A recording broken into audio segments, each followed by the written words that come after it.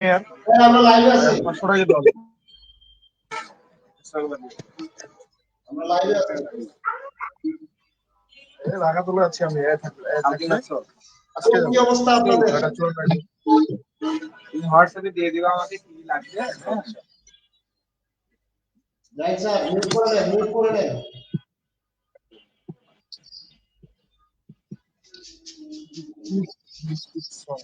চোরে দেরি হয়েছে রে।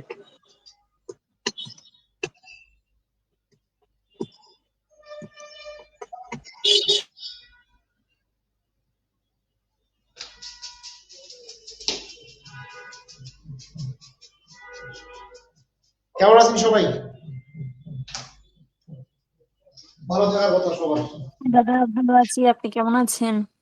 বিন্দাস।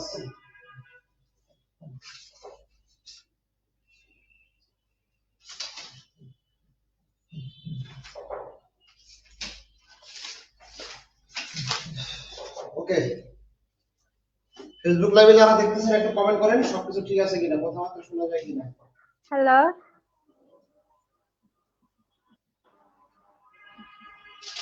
জি আমরা শুনতে পাচ্ছি, বলতে থাকেন।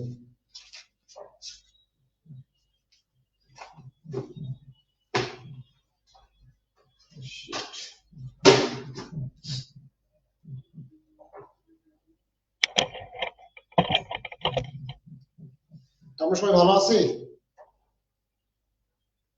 না ভাইয়া আমাদের ভালো থাকার দিন, কারণ ফাইনালি ভালো আছি। আমরা আমাদের ঝুলার সময় চলে এসেছে,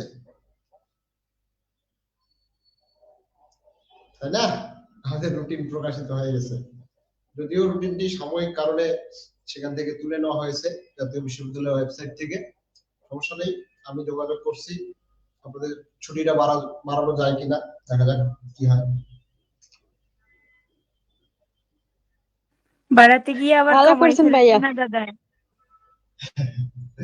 আমি মনে হয় 2 দিন আগেই বলছিলাম যে আপনাদের রুটিন আসতেছে, আপনাদেরকে বলা হয়নি, আমাদের ম্যানেজমেন্টে বলা হয়েছে। 2 দিন আগে আমরা বলছিলাম যে আপনাদের রুটিন খুব তাড়াতাড়ি চলে আসতেছে। যাই হোক, তারপরও আমাদের অনেক হাতে সময় রয়েছে। আমরা যদি চাই, এখনো যদি সিরিয়াস হই, আমরা যতটুকু পড়াশোনা করছি সেই পড়াশোনার উপর বেসিস করে যদি এখনো সিরিয়াস ভাবে পড়াশোনাটা শুরু করি, অনেক সময় আছে আমাদের হাতে। কিন্তু সিরিয়াসনেসটা ধরে রাখতে হবে আপনাদেরকে নিজেদেরকেই সেটা তৈরি করতে হবে। যদি মনে করেন যে আজকে রুটিন দিল আবার সরায় নিল, তাহলে 2-4 দিন পরে শুরু করি, তাহলে কিন্তু সমস্যা করে যাবে, হাজারের মধ্যে পড়ে যাবে। তো আমাদের রিপন ভাইয়া, জাহিদ ভাইয়া ছিল মেবি এতক্ষণ ধরে, ওনারা কি আসলে চলে গেছে?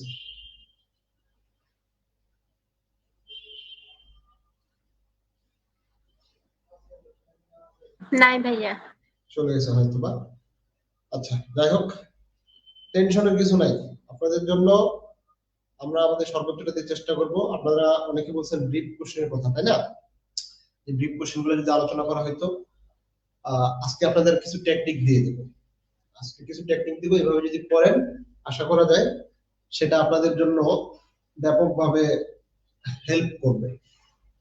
প্রথমেই সেটা বলি আগে যে, আচ্ছা ফেসবুক লাইভে কি অবস্থা, সবাই শুনতে পাচ্ছে? ক্লিয়ার আছে?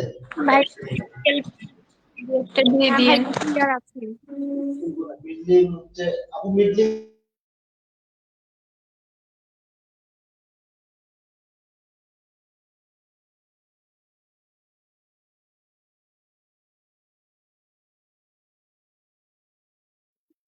এগুলা যদি পারেন, যদি পসিবল হয়, আপনাদের হয়তো স্টাডি গাইড সবার আছে, স্টাডি গাইড থেকে ব্রিফ কোশ্চেন গুলো সবগুলাই পড়ে ফেলবেন, একবার করে রিডিং করে ফেলবেন। এবং যে শব্দগুলোর অর্থ আপনার অজানা বা জানেন না আপনি, সেটা অবশ্যই আপনাকে ডিকশনারির সাহায্য নিতে হবে এবং রিডিং করে নেবেন। সব রিডিং করে নেওয়াতে যে সুবিধাগুলো হবে আপনার, সেই সুবিধাগুলোর মধ্যে আপনি যে টেক্সটটা পড়বেন বা টেক্সটের সম্পর্কে আপনার একটা ধারণা চলে আসবে যে এই বিষয়গুলো আছে। আর এই যে আমরা এখন থার্ড ইয়ারে পড়তেছি, এই থার্ড ইয়ারে পড়ে যদি একটা বিষয় জানি, সেই বিষয়টাকে যদি এক্সপ্রেস করতে না পারি আমরা খাতার মধ্যে, তাহলে আমাদের এর চেয়ে বেশি কোনো বড় ব্যর্থতা আর থাকে না।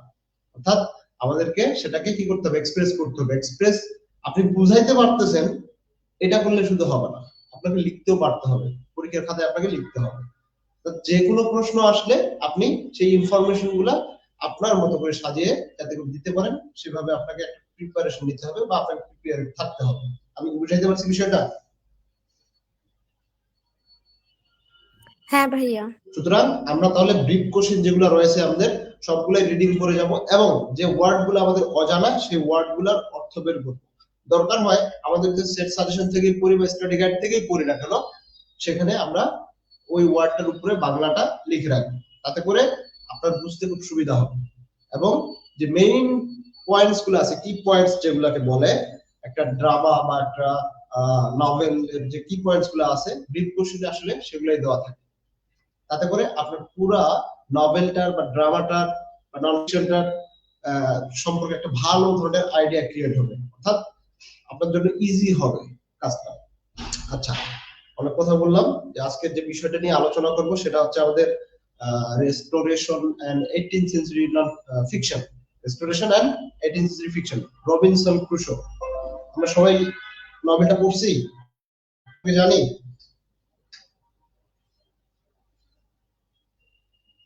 জি ভাইয়া, আনন্দ করছিলাম। আচ্ছা, যদি জানি তাহলে তো আরো বেশি ভালো, যদি না জেনে থাকি তারপর আমরা আজকে একটু জানার চেষ্টা করব।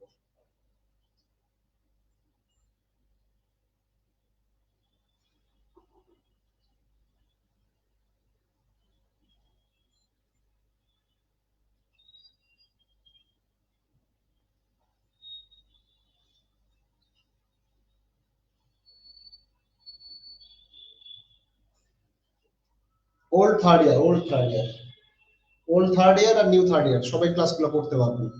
এখানে শুধু ওল্ড থার্ড ইয়াররা মিটে জয়েন দিতে পারবে, নিউ থার্ড ইয়ার গুলো পারবে না। আচ্ছা, আমরা আলোচনা শুরু করি।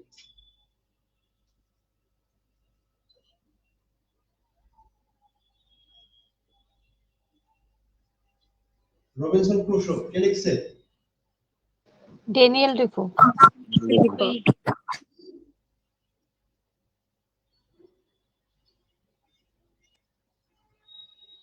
Daniel Defoe.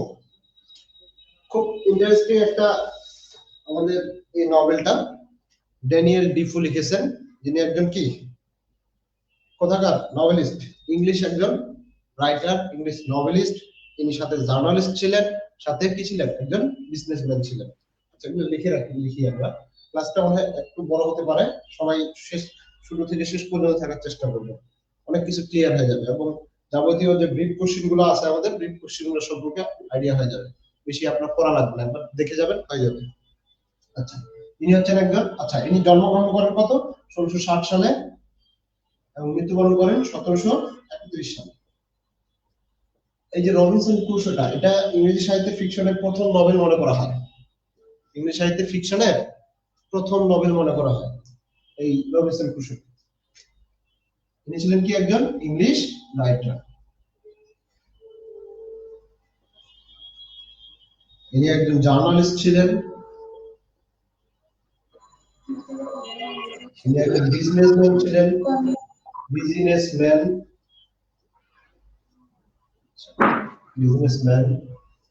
ইনি একজন ট্রান্সলেটর ছিলেন,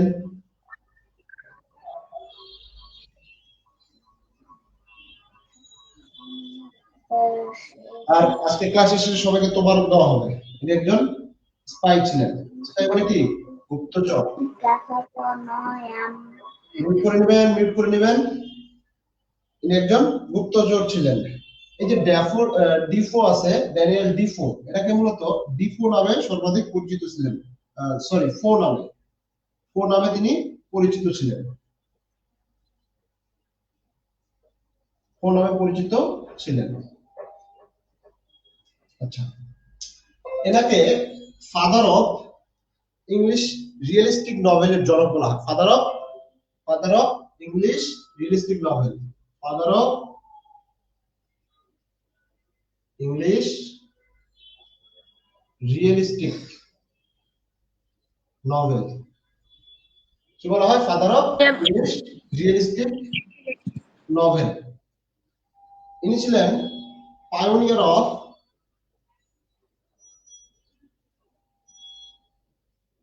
ইকোনমিক জার্নালিজম।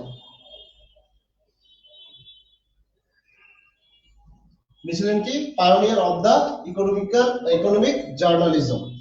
আচ্ছা, তার যে তিনি যে জার্নালিস্ট ছিলেন তার একটা পত্রিকা ছিল, তার পত্রিকাটার নাম ছিল দা রিভিউ। এটা হচ্ছে নিউজ পেপার। তার পত্রিকাটার নাম কি ছিল? দা রিভিউ। কার ছিল এটা? Daniel Defoe.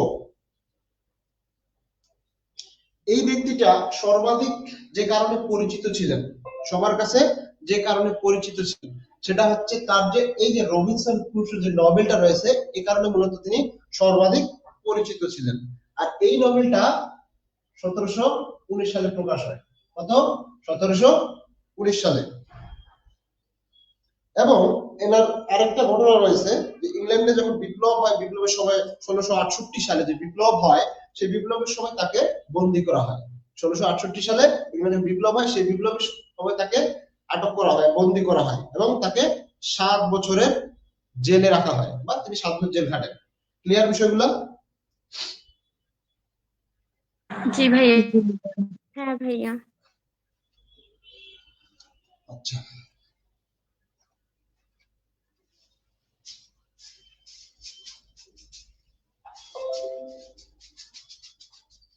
পরীক্ষা নিয়ে টেনশন করার কিছু নাই, পরীক্ষা হবে। আচ্ছা, এনার আর কিছু বেশ কিছু আমরা নভেল দেখি। Captain singleton. এটা হচ্ছে তার আরেকটি নভেল, যেটা 1720 সালে তিনি প্রকাশ করেন। তারপর হচ্ছে memories of a cavalier.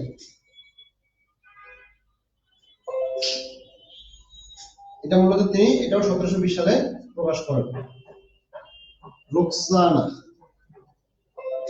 Roksana the fortunate mistress.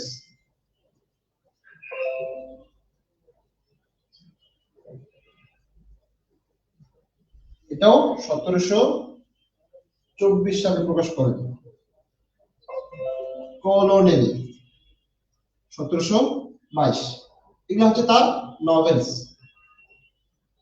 কিন্তু এই যতগুলো নভেলস লিখলাম আমি, তার থেকে সর্বাধিক পরিচিত ছিলেন তিনি এই রবিনসন ক্রুসো।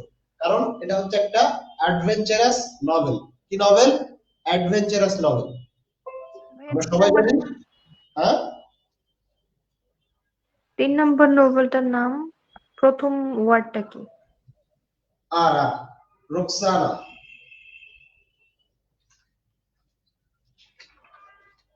ROCG। ROXANA।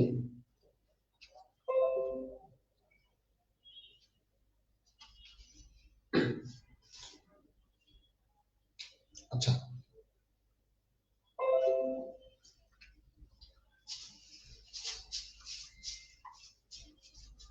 এই ছিল আমাদের ড্যানিয়েল। ভাইয়া আর কি বলেন? আরো ROXA। ROXANA, The Fortunate Mistress।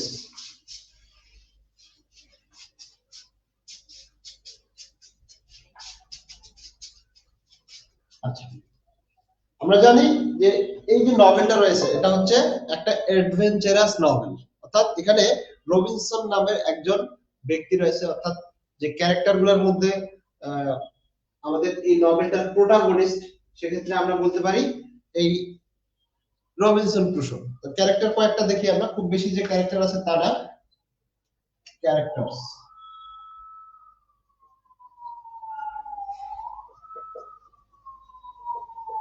Robinson Crusoe.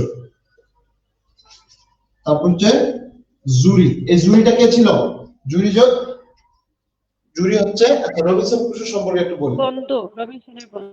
Robinson Crusoe যে তার দুই ভাই ছিল, বড় ভাই, এবং তার বাবা মা সবসময় চাইতো সে ভালো কিছু করুক এবং সে একটা মধ্যবিত্ত পরিবারে সে বিলং করতো, মধ্যবিত্ত পরিবারে সে বিলং করতো। কিন্তু এই রবিনসন সবসময় চিন্তা ভাবনা করতে, চিন্তা ভাবনা ভবঘুরে, অর্থাৎ সে বিভিন্ন জায়গায় ভ্রমণ করবে, অর্থাৎ সি ভয়েস যেটা বলে, অর্থাৎ সে সমুদ্র ভ্রমণ করবে, এরকম তার একটা ইচ্ছা ছিল, এরকম ইচ্ছা ছিল। তো সেক্ষেত্রে তার বাবা যে রয়েছে, তার বাবা কোনোভাবেই চাইতো না সে এই ভয়াবহ যাত্রায় কখনো সামিল হোক, চাচ্ছিল না। এবং তার মারও এখানে কোনো ইচ্ছা ছিল না যে তার পক্ষে যে বলবে কেউ যে সে যে সমুদ্র ভ্রমণ করতে যাচ্ছে বা সমুদ্রে যেতে যাচ্ছে, এটা কারো ইচ্ছা ছিল না। অর্থাৎ তার পরিবারের বাইরে, অর্থাৎ তার পিতা মাতার অবাধ্য হয়ে মূলত সে যায়। তো এখানে রবিনসন ক্রুসো তার বাবা চাইতো যে তিনি একজন কি হবে, লয়ার হবে, অর্থাৎ ল নিয়ে পড়াশোনা করবে, সে ল নিয়ে পড়াশোনা করবে, এরকমটা সে চাইতো।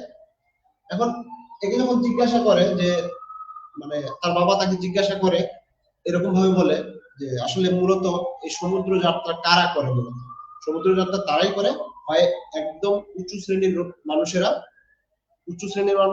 নয়তো একদম দরিদ্র শ্রেণীর মানুষেরা করে। কিন্তু আমরা তো মধ্যবিত্ত ফ্যামিলি, মিডল ক্লাস ফ্যামিলির ছেলে বা পরিবারে আমরা বিলং করি, সেক্ষেত্রে তোমার কোনো ধরনের এই সি ভয়েসে যাওয়ার প্রয়োজন নাই, সমুদ্র ভ্রমণে যাওয়ার কোনো প্রয়োজন নাই। কিন্তু সে তার মা বাবার কথা অবাধ্য হয়ে সে চলে যায়। কোথায় কোথায় যায়, কিভাবে কি ঘটনাগুলো ঘটে, সেগুলো আমরা বিস্তারিত জানবো একটু পরে।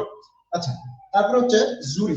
এই জুরি হচ্ছে তার একটা বন্ধু। তো এই রবিনসন ক্রুসো তিনি এই সমুদ্র ভ্রমণে যাওয়ার সময় দুই একবার সমুদ্র ভ্রমণ গেছেন। প্রথমবার তিনি অসফল ছিল, অর্থাৎ তিনি প্রথমবার যখন গেছেন সে ঝড় হয়েছিল অনেক, আলোচনা করবো এগুলো, জাস্ট এখন আমি খুব সংক্ষেপে বলছি। তো সেখান থেকে সে ঝড়ের কবলে পড়ে সেখান থেকে আবার ইংল্যান্ডে ফিরে আসে। ইংল্যান্ডে ফিরে আসার পর দ্বিতীয়বার সে আবার যায়। আবার যাওয়ার পরে তখন কি হয় বলেন তো কেউ একজন? তখন একটা দ্বীপে আটকা পড়ে যায়। না না, এবারে পড়ে না, এবারে তো সফল হয়, এবারে যাত্রাটা সফল হয়। এবং ব্যবসাটাকে শুরু সফল করে। হয়নি, দ্বিতীয়বারও সে সফল হয়নি। তখন তারা এমন একটা জায়গায় যায়, অর্থাৎ পাইরেটস, জলদস্যুরা তাদেরকে আক্রমণ করে এবং সবাইকে মেরে ফেলে। শুধুমাত্র রবিনসন ক্রুসো বেঁচে ছিল এবং তাকে ধরে নিয়ে যায় এবং তাকে স্লেভ হিসেবে রাখে। অর্থাৎ সেখানে যে ক্যাপ্টেন ছিল সে তাকে স্লেভ হিসেবে রাখে। জলদস্যুদের যে ক্যাপ্টেন, পাইরেটসদের যে ক্যাপ্টেন ছিল সে তাকে স্লেভ হিসেবে রাখে, অর্থাৎ দাস হিসেবে রাখে। দাস হিসেবে সে সেখানে 2 বছর কাটায়। তো সেখানে এই জুরি আগে থেকেই ছিল, সে আগে থেকে থাকা সত্ত্বে তার সাথে একটা ভালো বন্ধুত্ব হয়, তার একটা ভালো বন্ধুত্ব হয়। এন্ড ফাইনালি এই রবিনসন ক্রুসো চিন্তা ভাবনা করে এখান থেকে কখন পালিয়ে যাবে। ফাইনালি একদিন সেই সময়টা চলে আসলো, তারা সেখান থেকে পালিয়ে গেল এবং এই যে বন্ধু ছিল, এই বন্ধুকে সহ সে পালিয়ে যায়। এবং একজন পর্তুগিজ ক্যাপ্টেন ছিল, পর্তুগিজ ক্যাপ্টেন তাদেরকে এই পালিয়ে যাওয়াতে সাহায্য করে এবং রবিনসনকে কোথায় নিয়ে যায়, ব্রাজিলে নিয়ে যায়। এবং ব্রাজিলে যাওয়ার আগে এই যে জুরি ছিল, এই জুরিকে বিক্রি করে দেয় কার কাছে, ওই ক্যাপ্টেন ক্রয় করে থাকে। তো এখানে কন্ডিশন ছিল যে সে বিক্রি করতে চায় না। যখন মূলত ক্যাপ্টেন বলে আমি তাকে 10 বছর পর মুক্ত করে দিব, সে যদি খ্রিস্টান ধর্মে দীক্ষিত হয়, কিন্তু মুসলিম ছিল, জুরি ছিল একজন মুসলিম, বলছে যে খ্রিস্টান ধর্মে যদি দীক্ষিত হয় তাহলে তাকে আমি 10 বছর পর ছেড়ে দেবো, আর সে যদি বিশ্বাসী হয় তাহলে আমি তাকে ছেড়ে দেবো 10 বছর পর। এটা প্রমিস করা হচ্ছে রবিনসন ক্রুসো। ক্যাপ্টেন খুব ভালো মানুষ ছিল, একজন কাইন্ড পারসন ক্যাপ্টেন। আচ্ছা, তাহলে এখানে আমরা পর্তুগিজ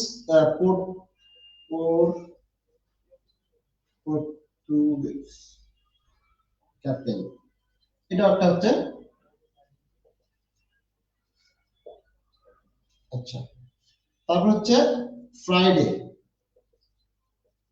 ফ্রাইডে নামে একজন, ফ্রাইডে আমরা জানি বারের নাম, কিন্তু ফ্রাইডে হচ্ছে একজন ব্যক্তির নাম, যে কিনা মূলত এই যে এই রবিনসন ক্রুসো যে আইল্যান্ডটাতে ছিল সেটাতে জনমানবহীন ছিল, আনইনহ্যাবিটেড, যেটা জনশূন্য, জনমানবহীন একটা জায়গা ছিল, সেখানে ছিল।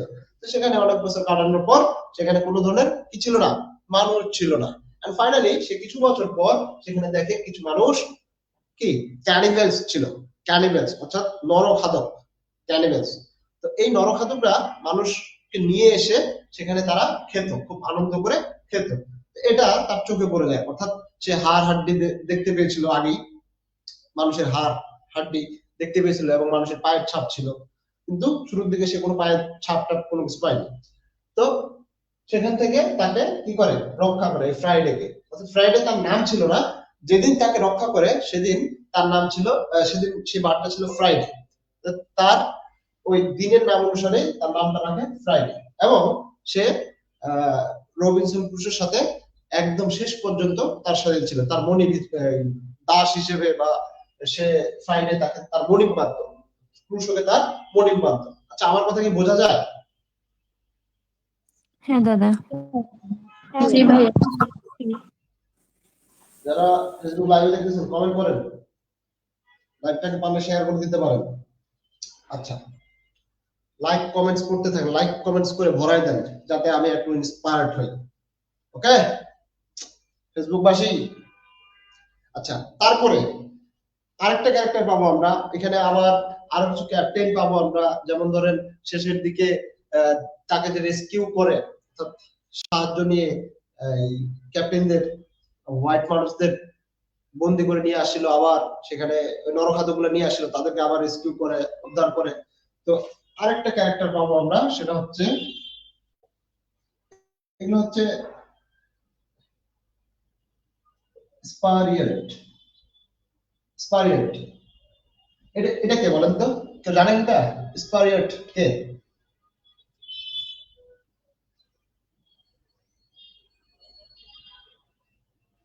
স্পেনের কোন জলদস্যু বা জলদস্যু ছিল না, ফ্রাইডের বাবা ছিল।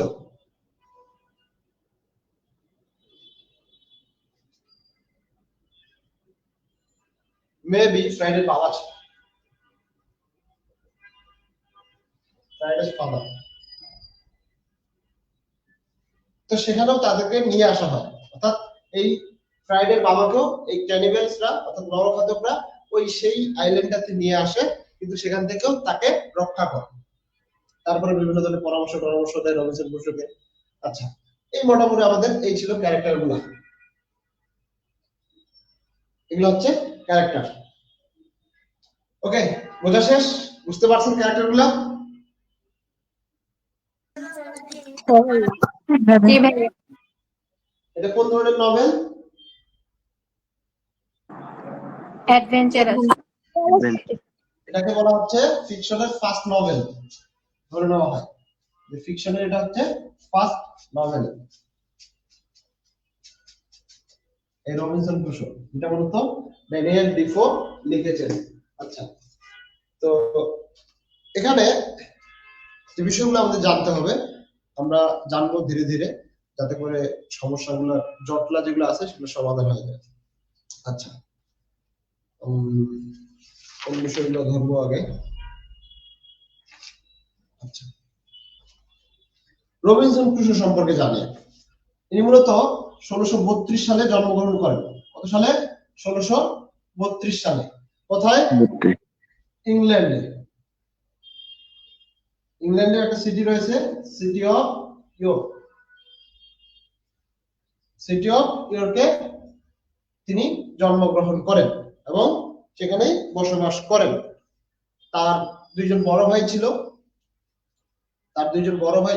তার বড় ভাইগুলো কিন্তু মারা গিয়েছিল। একজন খুব সম্ভবত তিনি সেনাবাহিনী বা কোনো একটা যুদ্ধে গেছিলেন, যুদ্ধে যাওয়ার পরে সেখান থেকে আর ফিরে আসেনি, এরকম ছিল। এই জন্য মূলত তার বাবা মায়ের ভয় ছিল যে কোনো সন্তানকে তারা আবার এই দুঃসাহসিক কোনো কাজে পাঠাবে না। পরবর্তীতে সে ফিরে আসে, তার দুই ভাই মারা গেছিল, তিনি শুধু বেঁচে ছিলেন। এবং শেষের দিকে আমরা পাবো যে তার দুইটা বোন হয়েছিল, আবার দুইটা বোন হয়েছিল, কিন্তু তার বোনগুলো তাকে চিনতে পারে নাই বা চিনে না বা দেখে নেই তাকে। কারণটা কি? কারণটা মূলত আমাদের এই যে রবিনসন ক্রুসো রয়েছেন, ইনি মূলত তার যাত্রাটা শুরু করেন কত সালে?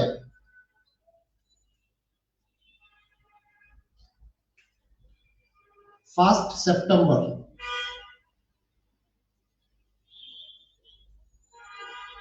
5 সেপ্টেম্বর 1651 সালে 1651 সালে তিনি প্রথম তার যাত্রা শুরু করেন। যে ঘটনাটা বললাম শুরুর দিকে, যে বলছি রবিনসন ক্রুসো সম্পর্কে, তিনি একটা মধ্যবিত্ত পরিবারে জন্মগ্রহণ করেছেন। তার বাবা মা কখনোই চাইতো না তিনি সমুদ্র যাত্রায় যান, এবং এই রবিনসন ক্রুসোর মন সবকিছু পড়ে থাকতো সেই সমুদ্র যাত্রায়।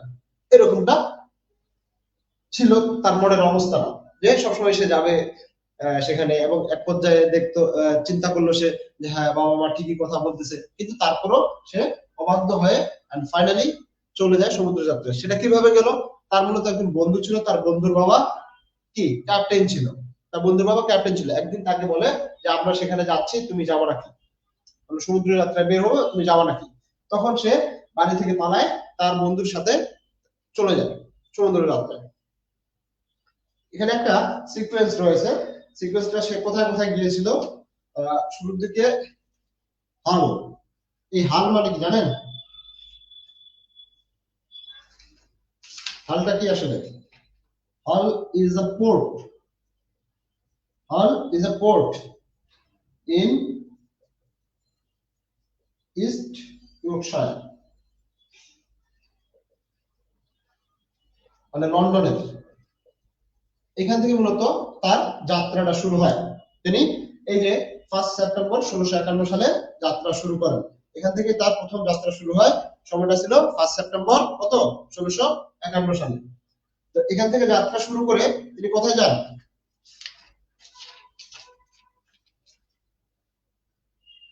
লন্ডন থেকে, মূলত এই হল থেকে যাত্রা শুরু করে, লন্ডন থেকে যাত্রা শুরু করে হারবোরে যান। কোথায়? হারবোর। সেগুলো লিখে দিই। হারবোর দিয়ে যাচ্ছিলেন।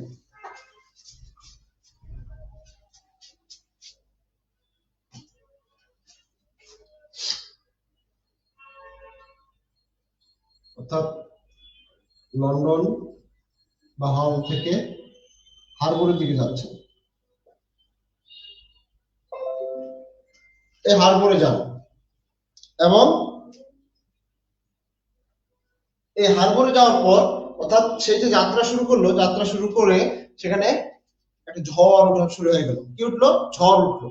এই ঝড় উঠার ফলে সে এমন তার অবস্থা শুরু হয়ে গেল, অর্থাৎ তার শরীর মন যে রয়েছে দুটোই মনে হচ্ছে সে অসুস্থ হয়ে যাচ্ছে, এরকমটা শুরু হলো। কারণ তার ফার্স্ট টাইম ছিল সমুদ্র যাত্রাটা, এবং সমুদ্রের বড় বড় ঢেউ দেখে, অর্থাৎ আমরা কিছুদিন আগে, বেশ কিছুদিন আগে দেখছিলাম বাংলাদেশি ক্রিকেটাররা সমুদ্র দিয়ে কোথায় ওয়েস্ট ইন্ডিজে মনে খেলতে যাচ্ছিল, তখন দেখা যায় সবাই বমি টমি করে একাকার করে অবস্থা, এরকম একটা অবস্থা তৈরি হয়েছিল। ঠিক সেরকমই অবস্থাটা এই আমাদের শুরু হয়, যে বড় বড় ঢেউ দেখে তার খুব একটা অস্বস্তি লাগা শুরু করে, আর আমার সাথে ঝড় উঠে গেল, আবার ঝড় উঠলো। এই ঝড় উঠার ফলে কি হয়? সবাই ভয় পেয়ে যায় যে হয়তো জাহাজ ডুবে যাবে, এই সেই। এরকম করতে করতে এক পর্যায়ে তারা সাহায্যের জন্য পাড়ে নিয়ে যেতে চায় জাহাজটা, কিন্তু পাড়ে নিয়ে যেতে পারে না। তো কিছু মানুষ দেখতে পায়, অর্থাৎ সেখানকার মানুষ কিছু দেখতে পায় ইয়র্কশায়ার, ইয়ারমাউথে, ইয়ারমাউথ,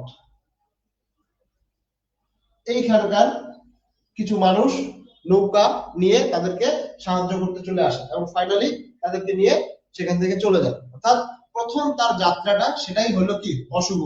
এখন তার যে ক্যাপ্টেন ছিল, যে জাহাজের, তাকে বলে যে এখানে হয়তো বা কেউ কি বলে সেটা, কি বলে, অপয়া, অপয়া অপয়া টাইপ, আর যেন কি বলে, কি বলা যায়, ভাগ্য খারাপ, অশুভ অপয়া। অশুভ অপয়া যাকে বলা হয়। তো বলে যে এরকম, যে তুমি প্রথম আসছো, তুমি এরকম প্রথম যাত্রায় তোমার এরকম হয়েছে, তোমাকে আর কখনো আসা লাগবে না, বা তোমাকে আর কখনো আসতে হবে না। তো এই যে ইয়ারমাউথে গেল, সেখান থেকে তারা তখন কি করলো? সমুদ্র যাত্রা করে আর কিন্তু লন্ডনে ফিরতে পারলো না। তাদেরকে কি করতে আসলো? এই গাড়িতে করে, পায়ে হেঁটে করে লন্ডনে ফিরে আসতে হলো, আবার লন্ডনে চলে আসলো। আচ্ছা, লন্ডনে আসলো। তারপর আসার ফলে, অর্থাৎ এই খবরটা আবার তার বাসায় শুনছে, সে চলে পালাই গেছে, জাহাজে ভ্রমণ শুরু করে দিয়েছে, এই খবরটা শুনছে, এবং জাহাজটা যে ডুবে গেছে বা ক্ষতিগ্রস্ত হয়েছে তারা, সেটাও শুনছে। এবং সে যে ভালো আছে বা অক্ষত অবস্থায় রয়েছে সেটাও তারা ভাষা শুনছে, এটা শুনছিল। তো তারপরে তখন সে সেখান থেকে চলে আসে এবং পরবর্তীতে আবার সে লন্ডন থেকে আবার যাত্রা শুরু করে। এখন চলে গেল গিনি।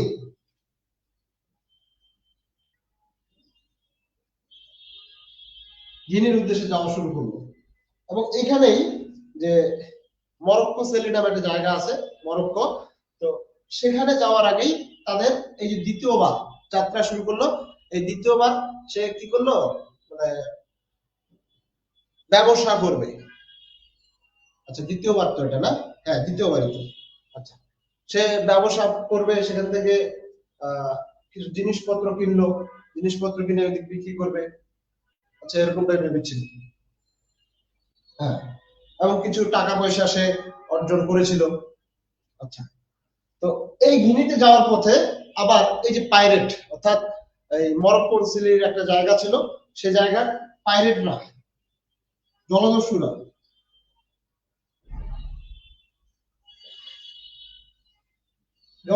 তাদের উপর অ্যাটাক করে, এবং ওই যে অ্যাটাক করার ফলে তাদের যতজন নাবিক ছিল, অর্থাৎ যতজন ছিল তারা, তাদের সবাইকে কি করে ফেলে, হত্যা করে ফেলে, সবাইকে হত্যা করে ফেলে এই জলদস্যু। এবং জলদস্যুর যে ক্যাপ্টেন ছিল, এই ক্যাপ্টেন শুধুমাত্র একমাত্র ব্যক্তিকে পুরুষকে কি করে, দাস হিসেবে নিয়ে যায় এবং দাস হিসেবে সে সেখানে কত বছর কাটায়, 2 বছর কাটায় সেখানে। কত বছর? 2 বছর কাটায়। এই 2 বছর যে কাটায় সেখানে অ্যাজ আ স্লেভ হিসেবে সে 2 ইয়ার্স সেখানে বিলং করে বা স্টে করে। এবং এখানে থাকার পরে তার মধ্যে ওই যে জুরি ছিল, জুরি সে আগে থেকেই ছিল, তার সাথে একটা বন্ধুত্বপূর্ণ সম্পর্ক তৈরি হয় এবং এক পর্যায়ে ধীরে ধীরে এখানে আমাদের রবিনসন ক্রুসো কি এই যে দাস হিসেবে যে ছিল সেখানে তাদের মন জয় করে ফেলে, অর্থাৎ তাকে বিশ্বাস করা শুরু করে যে সে এখানেই থাকবে এবং সেভাবেই সে চিন্তা করে এবং অলওয়েজ ভাবতে থাকে যে এখান থেকে সে পালিয়ে যাবে। একদিন সেই সুযোগটা তাদের মধ্যে চলে আসলো। কিভাবে সুযোগটা আসলো? তাদেরকে মাঝে মধ্যে মাছ ধরতে পাঠাইতো নৌকা দিয়ে এবং তারা মাছ নিয়ে মাছ মারতে যেত, নিয়ে আসতো, মাছ মেরে নিয়ে আসতো, তাদের জন্য নিয়ে আসতো, অর্থাৎ তাদের উপর অত্যাচার করতো। কেউ যদি পালানোর চেষ্টা করতো তাদেরকে হত্যা করে ফেলতো, এরা তাদেরকে ধরে হত্যা করে ফেলতো। এরকমটা চলতেছিল। তো একদিন সেই সময়টা চলে আসে, সে একটা বন্দুক নিয়ে সেখান থেকে কি করে, তাদেরকে মাছ নিয়ে নিতে পাঠায় এবং সাথে তখন কি হয় যে জুরিকে সাথে নিয়ে তারা নৌকায় করে যাচ্ছিল এবং এখানে বেশ কিছু ঘটনা ঘটে। যে এখন সে ঠিক করে যে সে এখান থেকে পালায় যাবে, কিন্তু এই নৌকা দিয়ে সাগর পাড়ি দিয়ে পার হওয়া সম্ভব নয়। তখন চিন্তা করতেছে কিভাবে পালানো যায়, এক পর্যায়ে নৌকা চালাতে চালাতে অনেক দূরে চলে আসে এবং জুরি যে ছিল সে খুব ভয় পাচ্ছে, যদি তারা জানতে পারে তাকে মেরে ফেলবে, তাদের মেরে ফেলবে, এরকম ভয় পাচ্ছিল।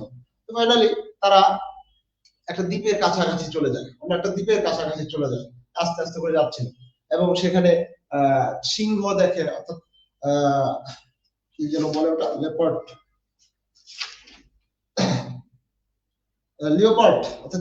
লিওপার্ড দেখে, লায়ন দেখে। তো আমাদের রবিনসন ক্রুসো এর মধ্যেই বন্দুক চালানো শিখে গেছে, তাদের সাথে থাকতে থাকতে বন্দুক চালানো শিখে গেছে। তো সেখানে কি করতেছে, সে বন্দুক নিয়ে চলে গেছে, যাওয়ার পরে ওইখানে আবার দেখতেছে কিছু মানুষদের দেখতেছে, অর্থাৎ আফ্রিকান মানুষগুলাকে সেখানে দেখতেছে। তো দেখার ফলে একটা চিতা দেখলো এবং চিতাটাকে কি করলো, এই রবিনসন ক্রুসো গুলি করে হত্যা করে ফেললো। এবং হত্যা করার ফলে মানুষজন যখন দেখতেছে ওখানকার, তখন সেই মানুষজন গুলা বিস্ময়ে তাদের মধ্যে একটা সৃষ্টি হলো এবং তারা থালা, মানে বাটি টাটি, অর্থাৎ এই যে মেরে ফেলছে তার মাংসটা খাওয়ার জন্য তারা খুব আনন্দ উৎসব করতে শুরু করলো। এক পর্যায়ে তারা সবাই আসতেছে এবং সবাই কি মাংস নিয়ে যাচ্ছে এখান থেকে এবং তাকে বাহবা দিচ্ছে রবিনসন ক্রুসোকে। তো এই ঘটনা গেল, সেখান থেকে সে চামড়াটা নিয়ে আসে। এরকম সম্ভবত লায়ন ছিল একটা ছিল লিওপার্ড, অর্থাৎ একটা চিতা ছিল আর একটা ছিল সিংহ। এই চামড়াটা সে সাথে করে রাখে এবং এই চামড়াটি সাথে রাখে, এর মধ্যেই একটা সে বড় জাহাজ দেখতে পেল। কি দেখতে পেল? একটা জাহাজ দেখতে পেল। এই জাহাজ যে ছিল একজন কি পর্তুগিজ ক্যাপ্টেন। এই পর্তুগিজ ক্যাপ্টেন এখান থেকে চলে জাহাজ নিয়ে আসলো এবং তাকে সাহায্যের জন্য ইশারা করলো। ইভেন সেই পর্তুগিজ ক্যাপ্টেনটা খুব ভালো মানুষ ছিল, কাইন্ড মানুষ, দয়ালু মানুষ ছিল, এবং তখন সে ঠিক করলো যে তাদেরকে সাহায্য করবে, তাদেরকে সাহায্য করবে। জি খাদিজা খাতুন কিছু বলবেন? জি না ভাইয়া, চাপ লাগে। আচ্ছা সমস্যা নেই। আচ্ছা, তো সে তখন বলল এই পর্তুগিজ যে ক্যাপ্টেন ছিল সে তাকে ব্রাজিলে রেখে আসবে, বা ব্রাজিল পর্যন্ত সে সেখানে যেতে পারবে, যে কথা সেই কাজ। এবং ওই যে জুরি ছিল সে তখনও কিন্তু ভয় পাচ্ছে, সে যাবে না, এবং ফাইনালি সে রাজি হলো। এবং এখানে তাদের মধ্যে বেশ কিছু ওই যে চামড়া ছিল, এবং তাদের যে বোটটা ছিল, নৌকাতে করে গেছিল, তাদের যে বোট ছিল, যে বোটটা ছিল সেই বোটটা এই ক্যাপ্টেন কিনে নেয়, তার কাছ থেকে কিনে নেয়, এবং এই যে জুরি ছিল তাকে দাস হিসেবে কিনে ফেলে। এবং সে প্রথমে বিক্রি করতে চায়নি, কিন্তু দেখতেছে এই মানুষটা খুব ভালো, এবং তিনি প্রমিস করেছে তাকে যে 10 বছর পর তাকে মুক্তি করে দিবে, বা তাকে ফ্রি করে দিবে, সাথে যদি সে বিশ্বাসী হয়। এবং কি হয়, কি বলছিলাম,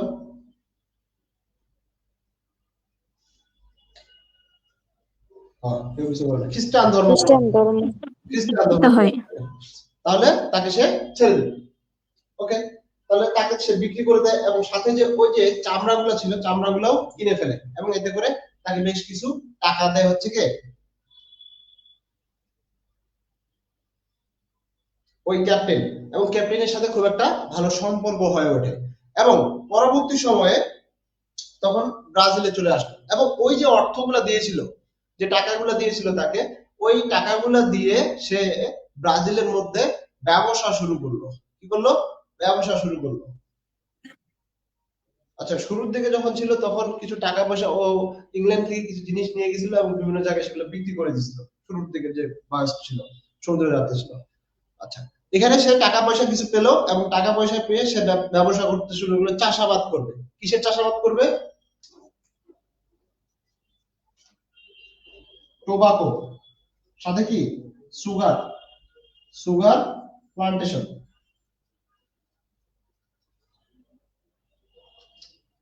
টোবাকো সুগার প্লান্টেশন অর্থাৎ তামাক চাষ করবে, এবং কি সুগার প্লান্টেশন অর্থাৎ আখের চাষ করবে। কি করবে? আখের চাষ করবে। এবং সে সেই কাজটা করা শুরু করে দিল, এবং ধীরে ধীরে দেখতেছে সে লাভবান হচ্ছে। সাথে সেখান থেকে সে কিছু জমি ক্রয় করলো, চাষাবাদ করতেছে, লাভবান হচ্ছে। এবং ওই যে ছিল পর্তুগিজ কি ক্যাপ্টেন ছিল, তার সাথে একটা খুব ভালো সম্পর্ক হয়ে ওঠে, এবং তার লাভের কিছু অংশ টাকা পয়সা সে তাকে রাখতে দেয়, তো ফাইনালি এখন এর ব্যবসাপাতি অর্থাৎ চাষাবাদ প্রসার বেড়ে গেল, ধীরে ধীরে সে কিছু লাভবান হচ্ছে।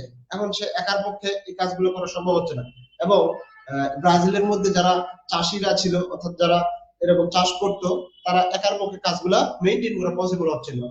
তখন তারা ঠিক করলো যে তারা কি করবে, আফ্রিকা থেকে কি নিয়ে আসবে, কৃষ্ণাঙ্গদের নিয়ে আসবে, নিগ্রোদের নিয়ে আসবে, তাদেরকে দাস হিসেবে ক্রয় করে নিয়ে আসবে। অর্থাৎ দাস বেচা কেনার একটা প্রথা ছিল তখনও। তো তাদেরকে ক্রয় করে নিয়ে এসে কি করবে, এই চাষাবাদের কাজে লাগাবে।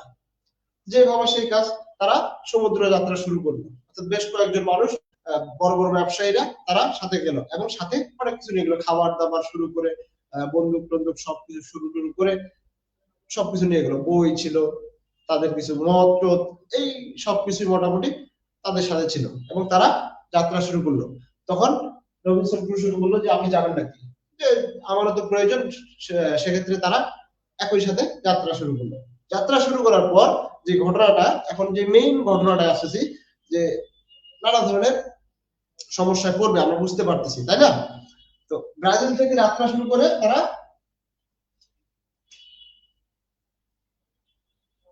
আফ্রিকার উদ্দেশ্যে যাত্রা শুরু করলো। এই আফ্রিকার উদ্দেশ্যে যাত্রা শুরু করার পরে এক পর্যায়ে কিছুদিন পর ব্যাপক ঝড় উঠে গেল, এবং এত বড় বড় ঢেউ সে আর কখনো দেখেনি। মনে হচ্ছে যে কখন জানি তাদেরকে ঢেউ গ্রাস করে ফেলবে, তাদের জাহাজটাকে গ্রাস করে ফেলবে। তো ফাইনালি জাহাজটার অবস্থা খুব খারাপ হয়ে যায়। সবাই তখন, আচ্ছা এখানে একটা কথা বলতে ভুলে গেছি যে প্রথমবার যখন সে ওই সমস্যাগুলোর সম্মুখীন হচ্ছিল, অর্থাৎ জাহাজের অবস্থা ঝড় উঠে গেছে, জাহাজের অবস্থা খুব খারাপ, ঝড় উঠে গেছে, যে কোনো সময় ডুবে যেতে পারে, তখন তার মনে হচ্ছে সে ভুল করছে। কেমন ভুলটা করছে? যে সে তার মা বাবার কথা শুনে নেই, সে তার মা বাবার কথা শুনে নেই, এই ভুলটা করছে।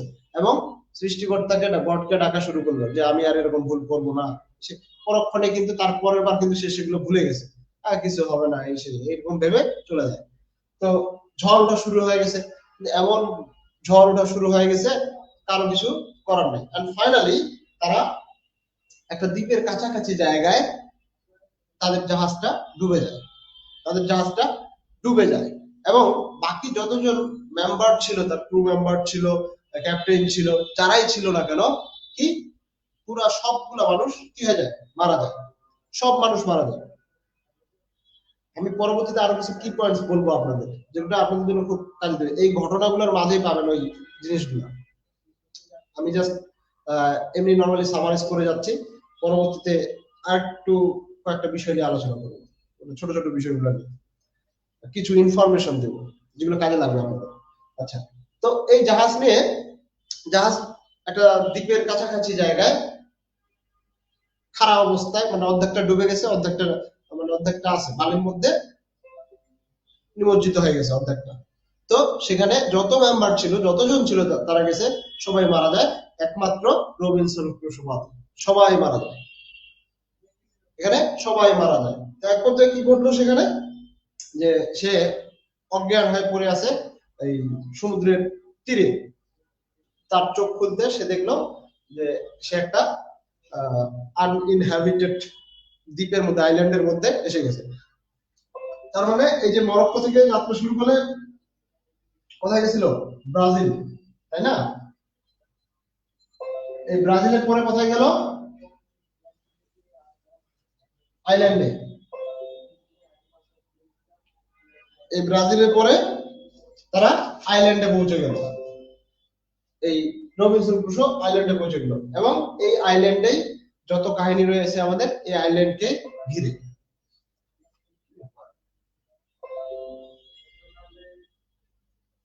আচ্ছা, আমার কথাগুলো কি বোঝা যায়? মানে আপনাদের কি বিষয়টা সামারাইজ করতে কোথাও সমস্যা হচ্ছে? না ভাইয়া। না ভাইয়া। সামারাইজ করতে পারতেছেন?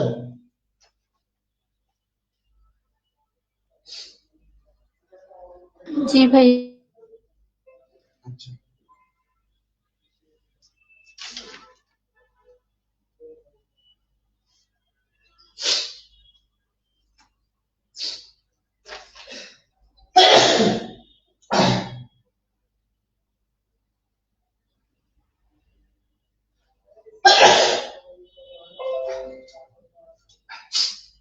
আচ্ছা, তো আইল্যান্ডে গেল, সে নিজেকে আবিষ্কার করলো একটা জনমানবহীন দ্বীপের মধ্যে আছে। পাশে দেখতেছে যে বালির মধ্যে অর্ধেক নিমজ্জিত অবস্থায় রয়েছে তাদের জাহাজটি, এবং সেখান থেকে আর কোনো মানুষ বেঁচে নেই। এখন তাকে তো এখন বাঁচতে হবে, এখানে তাকে থাকতে হবে। যখন এই অবস্থাটা তৈরি হলো, তখন সে রিয়ালাইজ করতে পারলো যে আসলে আমি কেন আমার মা বাবার কথা শুনি নাই, ডিসঅবে হিজ ফাদার্স, অর্থাৎ হিজ প্যারেন্টস, তাদের অবাধ্য হয়েছে, তাদের বাধ্যগত হয়নি, তাদের কথা শুনিনি। হয়তো তাদের কথা শুনলে আজকে এই পর্যায়ে তাকে এই পর্যায়ে আসতে হইতো না। তো এইভাবে ভাবতে লাগলো সে, এবং বারবার ওই সৃষ্টিকর্তার কথা, গডের কথা ভাবতেছে। যে বারবার সে বলতেছে, এই কথাটা বারবার বলে যে তুমি আমাকে এই বিপদ থেকে রক্ষা করে দাও, এই বিপদ থেকে রক্ষা করে দাও। প্রথমবার থেকে শুরু করছে যে এই বিপদটা থেকে রক্ষা করে দাও, এই বিপদ থেকে রক্ষা করে দিচ্ছে, আমি পরের বার এরকম ভুল করবো না, এই সেই এরকম প্রতিজ্ঞা করে। বিপদে পড়লে আসলে মানুষ যেটা করে সেটা কিন্তু পরক্ষণে সেটা ভুলে যায়। সেই কাজটাও সে করছিল, কিন্তু সে বারবার ভুলগুলো করে যাচ্ছে, এবং তার তখন সেই কথাগুলা মনে পড়তেছে। এখন যেহেতু দ্বীপের মধ্যে চলেই গেছে, তাকে তো সেখানে বাঁচতে হবে। বাঁচার জন্য সে ঠিক করলো যে এমন একটা জায়গা সিলেক্ট করবে যেখান থেকে সে যদি এদিক দিয়ে কোনো জাহাজ যায়, এই জাহাজ গেলে আমি যেন দেখতে পাই এবং সাহায্যের জন্য হেল্প চাইতে পারি, সেরকম একটা জায়গা নির্ধারণ করলো। এবং সে দেখলো এই জঙ্গলের মধ্যে কোনো ফুটপ্রিন্ট নাই, কোনো মানুষের জনমানবহীন, সাথে কোনো সেরকম পশু যে রয়েছে অর্থাৎ বিস্ট যে জন্তুগুলা রয়েছে অর্থাৎ কি বলে সেটা কি বিস্ট বলবো আমরা, ভয়ঙ্কর বিস্ট জন্তু জানোয়ার যে রয়েছে সেগুলো সে দেখতে পাচ্ছে না, কোনো ধরনের ছাপ সে পাচ্ছে না। ফাইনালি সে এক কাজ করলো, ও তার সাথে আবার কিছু জিনিস ছিল, সে কি আনিছিল, ডিম,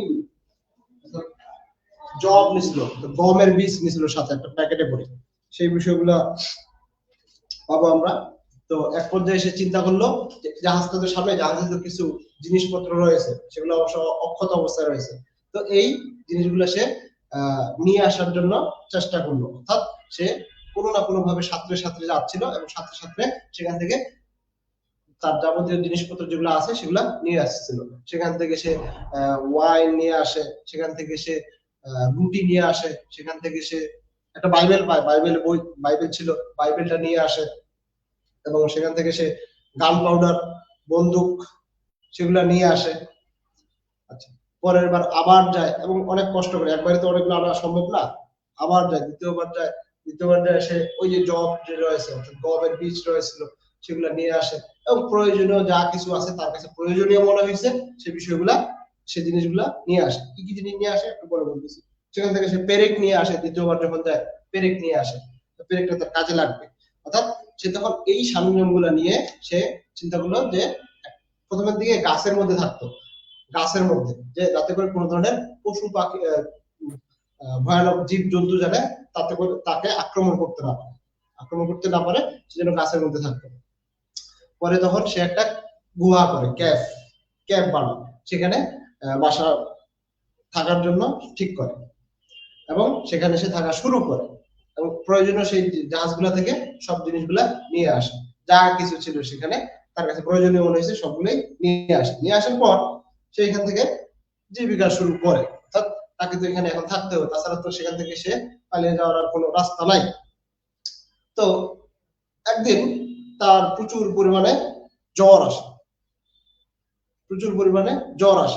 এখন জ্বরের এতটাই অবস্থা খারাপ হয়ে যায় তার, সে অজ্ঞান হয়ে যায়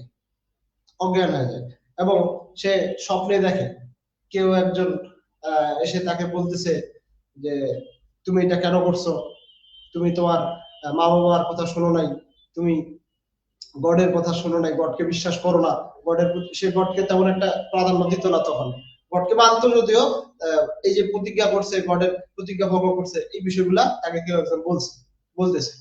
সে তখন রিয়ালাইজ করতে পারে, তাকে প্রতি রাতে সে স্বপ্ন দেখতেছে এরকম কিছু একটা, কেউ একজন আসে তাকে এইভাবে বলতেছে। তখন সে ওই যে বাইবেলটা ছিল, বাইবেলটা সে ঠিক করলো যে সে এখন ডেইলি বাইবেল পড়া শুরু করবে, ওই জ্বরের মধ্যে সে বাইবেল পড়া শুরু করলো, এবং জ্বর থেকে যে বাইবেল পড়া শুরু করলো, এই বাইবেল পড়াতে তার জ্বরটা কমে গেল এবং সে ধীরে ধীরে সুস্থ হতে থাকলো।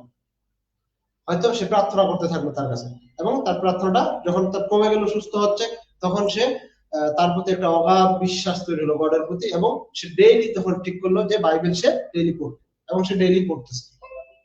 আচ্ছা, এখানে তার থাকার জন্য যে জায়গাটা ছিল, থাকার জন্য সুন্দরভাবে সে একটা জায়গা তৈরি করলো, অর্থাৎ টেন্ট বানালো সেখানে, এবং এমন একটা জায়গায় বানালো যাতে করে কেউ যদি আক্রমণ করে কোনো পশু সেখান থেকে রক্ষা পাওয়ার ব্যবস্থা করলো।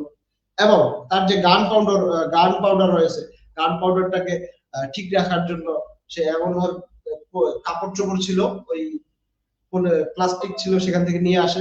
গান পাউডারটা আসলে কেন প্রয়োজন তার, বা তার জীবিকা নির্বাহের জন্য গান পাউডারটা খুবই অতি প্রয়োজনীয় ছিল, এই জন্য যে এই গান পাউডার দিয়ে সে কি করতো, শিকার করতো সে গট, ছাগল, বড় ছাগল যেগুলো ছিল তাদেরকে শিকার করে সে খেত, এবং এইভাবে সে জীবিকা নির্বাহ করা শুরু করলো। এবং সাথে তো ওয়াইন ছিল, পানির ব্যবস্থা, ঝর্ণা ছিল, সে বনের মধ্যে খুঁজলো, অনেক ঘোরাঘুরি করলো, ঝর্ণা পেয়েছিল, সেই ঝর্ণা থেকে পানি নিয়ে আসতো, সেটা খেয়ে সে বাঁচা শুরু করলো।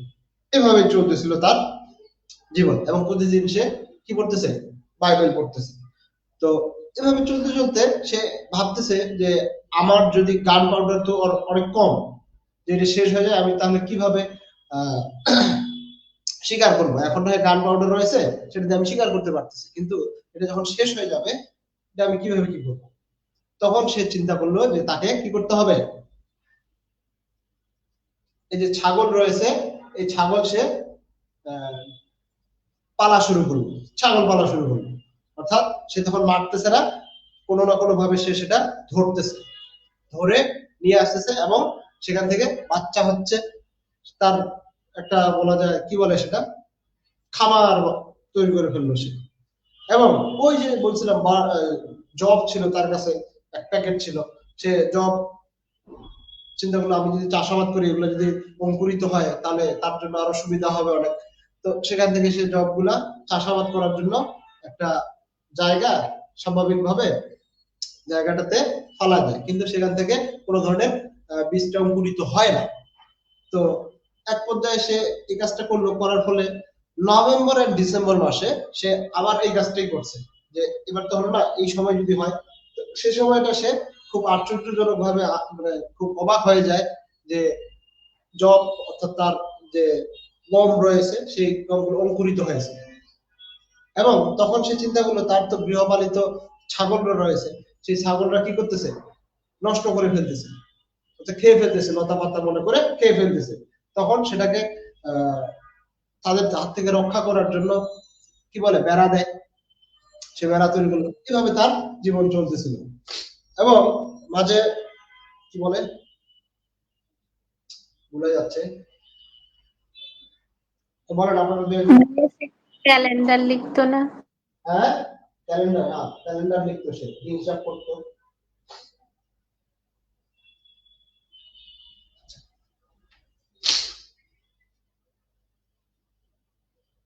কি যে বলতে চাইলাম ভুলে চলে গেলাম।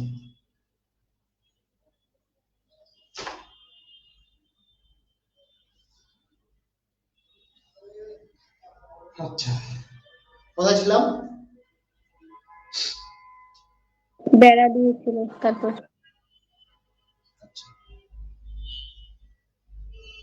এই ছাগলরা সেখান থেকে দুধ দিত, সেটা সে সংরক্ষণ করে রাখতো। এখন সে নানান ধরনের অভিজ্ঞতার অর্জন করে। কি কি অভিজ্ঞতা? যেমন ধরেন তার জিনিসপত্রগুলো রাখার জন্য তাকে ঝুড়ি বানাইতে হইতো, সে ঝুড়ি বানাইতো। সে প্রথম দিকে চেয়ার টেবিল তৈরি করলো, কিন্তু তার কোনো ধরনের পূর্বের অভিজ্ঞতা ছাড়াই সে সেই কাজগুলো করতে পারলো, কোনো রকমে চলতেছে তার। এই জিনিসগুলো তার প্রয়োজনীয় যে যে জিনিসগুলো অর্থাৎ কাদামাটি, প্লেট, বাটি, এগুলা সে কি করলো, তার ওই যে ঝুড়িটা রয়েছে কাদামাটি দিয়ে মাটি দিয়ে তৈরি করলো। এবং এভাবে চলতেছে, প্রয়োজনীয় যা যা লাগতেছে সে এগুলো তৈরি করে ফেলতেছে। এবং সে ঠিক করলো যে সেখান থেকে সে এখানে আর কতদিন থাকবে এভাবে। তো এক পর্যায়ে সে ভাবতে থাকলো যে এখান থেকে আমাকে বের হয়ে যাইতে হবে। কি হইতে হবে? বের হয়ে যাইতে হবে। তো বের হওয়ার জন্য আমাকে কি করতে হবে? একটা নৌকা বানাতে হবে, একটা নৌকা বানাতে হবে। সে একটা বড় গাছ কাটলো, বেশ কিছু সময় লাগলো তার গাছটা কাটতেই, কারণ তার কাছে কাটার মতো সেরকম কোনো অস্ত্র ছিল না। তো তো সে অনেক পরিশ্রম করে, প্রতিদিন পরিশ্রম করতে করতে করতে করতে সে এই কাজটা করে, যে নৌকা বানানোর ট্রাই করে। তো নৌকা সে বানাইলো, এক পর্যায়ে বানানো হইলো। হওয়ার পরে দেখতেছে যে নৌকাটা যখন পানিতে নামাবে নৌকা ডুবে যাচ্ছে। কারণটা কি? অতিরিক্ত ভারীর কারণে, অতিরিক্ত ওজনের কারণে সেই নৌকাটা কি হয়, ডুবে যায়। এভাবে চলতেছিল। কিন্তু এক পর্যায়ে সে দেখলো যে কিছু আশেপাশে অর্থাৎ সমুদ্রের তীরবর্তী অঞ্চলে সে যখন হাঁটাহাঁটি করতেছিল দেখতেছে মানুষের গায়ের কিছু হাড় রয়েছে, পড়ে পড়ে রয়েছে। তখন তার মনে খটকা লাগলো যে এখানে তাহলে কি নরখাদকরা থাকে, ক্যানিবেলসরা থাকে। এটার জন্য সে আরো অনেক বেশি সতর্ক হয়ে গেল এবং অনেক ভয় পেয়ে গেল যে আসলে যদি নরখাদকরা আবার খোঁজ পায় তাহলে তো আমাকেও খেয়ে ফেলবে এরা। এ খুব সতর্ক হয়ে গেল। এবং একদিন সে দেখলো যে কিছু নরখাদক নৌকায় করে আসতেছে এবং দুইজন ব্যক্তিকে করে নিয়ে আসতেছে। এবং দুইজন ব্যক্তির মধ্যে একজন ব্যক্তিকে তারা খেয়েছে এবং আরেকজন ব্যক্তি ছিল আমাদের ওই যে ফ্রাইডে ছিল, ফ্রাইডে তাকে সে সেখান থেকে উদ্ধার করে। অর্থাৎ নরখাদকদের সে ওই যে তার গান ছিল, বন্দুক ছিল, সেটা দিয়ে হত্যা করে তাদের এবং তাকে সেখান থেকে রক্ষা করে। কিন্তু এই ফ্রাইডে তার কোনো কথাই বুঝতে পারতেছে না, অর্থাৎ সে তো ইংরেজি বলে, ইংরেজি সে বুঝতেছিল না, কোনো কথাই বুঝতেছিল না। এবং এই ব্যক্তিটাকে অর্থাৎ ফ্রাইডেকে তার নাম দিল তখন ফ্রাইডে, অর্থাৎ ফ্রাইডেতে এই ঘটনা ঘটে বিদায় তার নামটা দিয়েছিল ফ্রাইডে। তখন ফ্রাইডেকে সে তার ভাষাগুলো বোঝাতে শুরু করলো, তাকে ভাষা বোঝাচ্ছে, তার সাথে কথা বলতেছে। আকার ইঙ্গিতে বোঝাচ্ছে এবং তাকে খ্রিস্টান ধর্ম সম্পর্কে অভিহিত করলো এবং তাকে খ্রিস্টান ধর্মের সবকিছু বুঝাই দিল। এখন সে তার কথা বুঝতে পারে। কিছুদিন পর আবার দেখা যায় যে ওই যে নরখাদকরা রয়েছে আবার কয়েকজনকে সেখান থেকে নিয়ে এসেছে।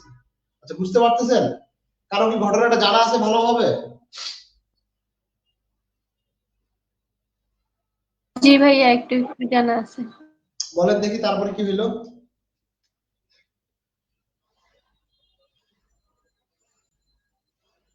কি কি বলছেন ভাইয়া, বুঝি নাই। আচ্ছা, ওই যে ফ্রাইডেকে বাঁচানোর পর, তাকে রক্ষা করার পর, তাকে খ্রিস্টান ধর্মে দীক্ষিত করার পর, তাকে ইংরেজি শেখানোর পর পরবর্তী ঘটনাগুলো কি কি হয় বলেন দেখি। ভাইয়া তারা ফ্রাইডের মতো আরো একজনকে উদ্ধার করে। প্রথমে হচ্ছে একটা নৌকা বানায়, তারপরে অনেকগুলো ঘটনাই তো ঘটে। ওকে হচ্ছে মানুষের মাংস খাওয়া বাদ দিয়ে ওকে পশু পাখির মাংস খাওয়ানো শেখায়। ওকে ধর্মে দীক্ষিত করেন, মানে গডের প্রতি বিশ্বাস জাগায়।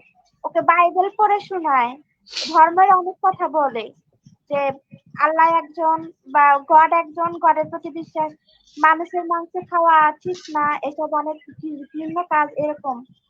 তারপরে ওকে হচ্ছে মানুষের মাংস যাতে না খায় সেজন্য অনেক কিছু বুঝায়। আর দুজন গাছ কিভাবে কাটতে হয় সেটাও শিখায়, কারণ ফ্রাইডে গাছ কাটতে জানতো না। সেজন্য যখন নৌকা বানানোর জন্য গাছ কাটতে যায়, ফ্রাইডে বলছিল ওটা আগুন দিয়ে জ্বালিয়ে তারপরে নৌকা বানানোর চেষ্টা করবে। তখন রবিনসন ওকে কিভাবে গাছ কাটতে হয় সেটা শেখায়। তারপরে ফ্রাইডে সুন্দরভাবে 1 মাসের মধ্যে নৌকাটা তৈরি করে। তারপর ওরা দুজন পুরা দ্বীপটা ঘুরে বেড়ায়। ওইখানে প্রায় 30 জনের মতো মানুষ বসা যাবে ওই নৌকা। 30 জন না 20 জন? 20 ম্যান, 20 জন। হ্যাঁ, 20 জন। অনেকদিন কেটে যাওয়ার পরে ওই কার্নিভালসরা আবার আসে, নরখাদকরা 30 জন, ওরা মোট 30 জন ছিল। 3টা না 5টা নৌকা করে নিয়ে আসে, তার মধ্যে কয়েকজন ছিল খ্রিস্টান, হোয়াইটরা, ইংলিশরা, আর তার মধ্যে ছিল কয়েকজন ক্যানিবালস, তার মধ্যে ফ্রাইডের বাবাও ছিল। 3 জনকে ওরা মারতে খাওয়ার জন্য নিয়ে আসছিল ক্যানিবালসরা। ওরা ওইখান থেকে ক্রুশো এবং ফ্রাইডে যেখানে থাকে ওই ওপর থেকে ওরা দেখে যে 30 জনের মতো। যখন ওরা কাছে যাওয়ার পরে ফ্রাইডে লক্ষ্য করে যে ওইটা ওর বাবা। ফ্রাইডের বাবা এবং ওই হোয়াইট 3 জনকে বাঁচানোর পরে রবিনসন বলে যে তোমরা যদি আমার দাসত্ব স্বীকার করো, আমার সাথে যদি বিচ্ছেদ না করো, তাহলে আমি তোমাদেরকে রক্ষা করবো, তোমাদেরকে আমার কাছে আশ্রয় দেব। তা ওই হোয়াইট এবং ফ্রাইডের বাবা সবাই ওর দাসত্ব স্বীকার করে ওর সাথে থাকতে শুরু করে। তারপর প্ল্যান করে কিভাবে ওই ক্যানিভালসের ওইখানে যাওয়া যায়। ওই হোয়াইট 3 জন না, ওইখানে অনেক ভালো মানুষও আছে যারা আমাদের সহযোগিতা করে। রবিনসন তাদের সাথে ওই হোয়াইটদের সাথে প্ল্যান করে যে আমরা কিভাবে লন্ডনে ফিরে যাব, তার জন্য প্ল্যান করে। প্রথমে তারা আরো কয়েকটা কিছু বানানোর পরে এবং ওইখানে যায়। যাওয়ার পরে সবাই কথা বলে যে না, রবিনসন অনেক ভালো বাঁচাইছে। ওরা ওইখানে যাওয়ার পরে লন্ডনে ফিরে যাওয়ার জন্য প্ল্যান করে। ভাইয়া আমি আর বলতে পারতেছি না। আচ্ছা, থ্যাংক ইউ, অনেকটা বলছেন আপনি। ওনার কথাগুলো কি আমরা সবাই শুনছি? জি ভাইয়া, আমরা কি বুঝতে পারছি কি কি বলছেন উনি? হ্যাঁ ভাইয়া। জি আচ্ছা, তো ফ্রাইডেকে আসলে মূলত জিজ্ঞাসা করে যে তোমার গড আসলে কে, গড কে। ফ্রাইডে তখন বলে যে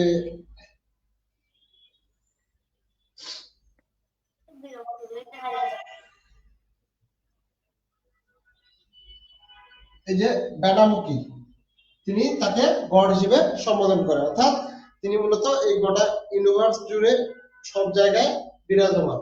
এই যে ব্যানামুকি, এনার সম্পর্কে ফ্রাইডে বলেন। তখন মূলত আমাদের যে রবিনসন ক্রুসো আছে, তখন তিনি কি বলেন, ফ্রাইডেকে গড হিসেবে জিসাস ক্রাইস্টের কথা বলেন, এবং তিনি কি করেছেন, এই বিশ্বটাকে সৃষ্টি করেছেন এমন কথা তাকে বলেন।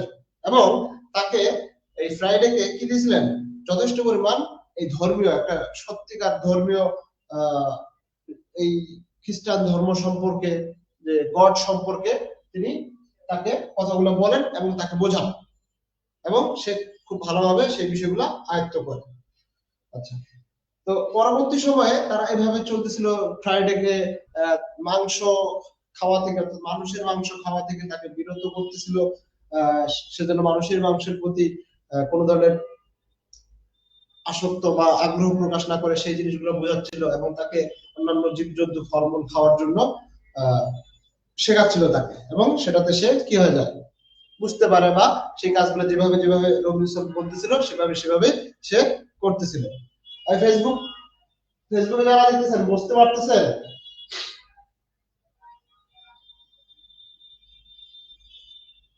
কমেন্ট করেন।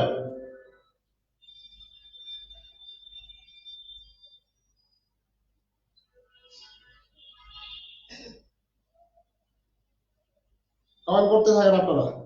আচ্ছা, তো পরবর্তী সময়ে ফের এই যে আবার ক্যানিবেল গুলো নিয়ে আসে, ক্যানিবেল আরো কিছু মানুষ নিয়ে আসে, যেখানে মূলত ফ্রাইডের বাবাও ছিল।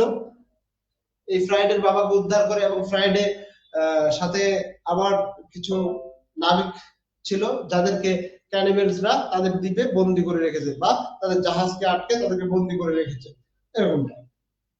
তো তখন এখানে আমাদের ফ্রাইডে একজন সে তো তার বাবার কথা বুঝতেছে না, সে তার বাবার কথা বুঝতে, ফ্রাইডের বাবার কথা তো ক্রুশো বুঝতেছে না, তাকে সে তো যথেষ্ট পরিমাণ তখন ফ্রাইডে ইংরেজি ভাষাটা বুঝতেছে, তাকে যেভাবে শিখিয়েছে সে বুঝতেছে, এবং তাদের দুইজনকার মধ্যে কথোপকথন হচ্ছিল, সেটা ফ্রাইডে তাকে বুঝিয়ে দিচ্ছিল।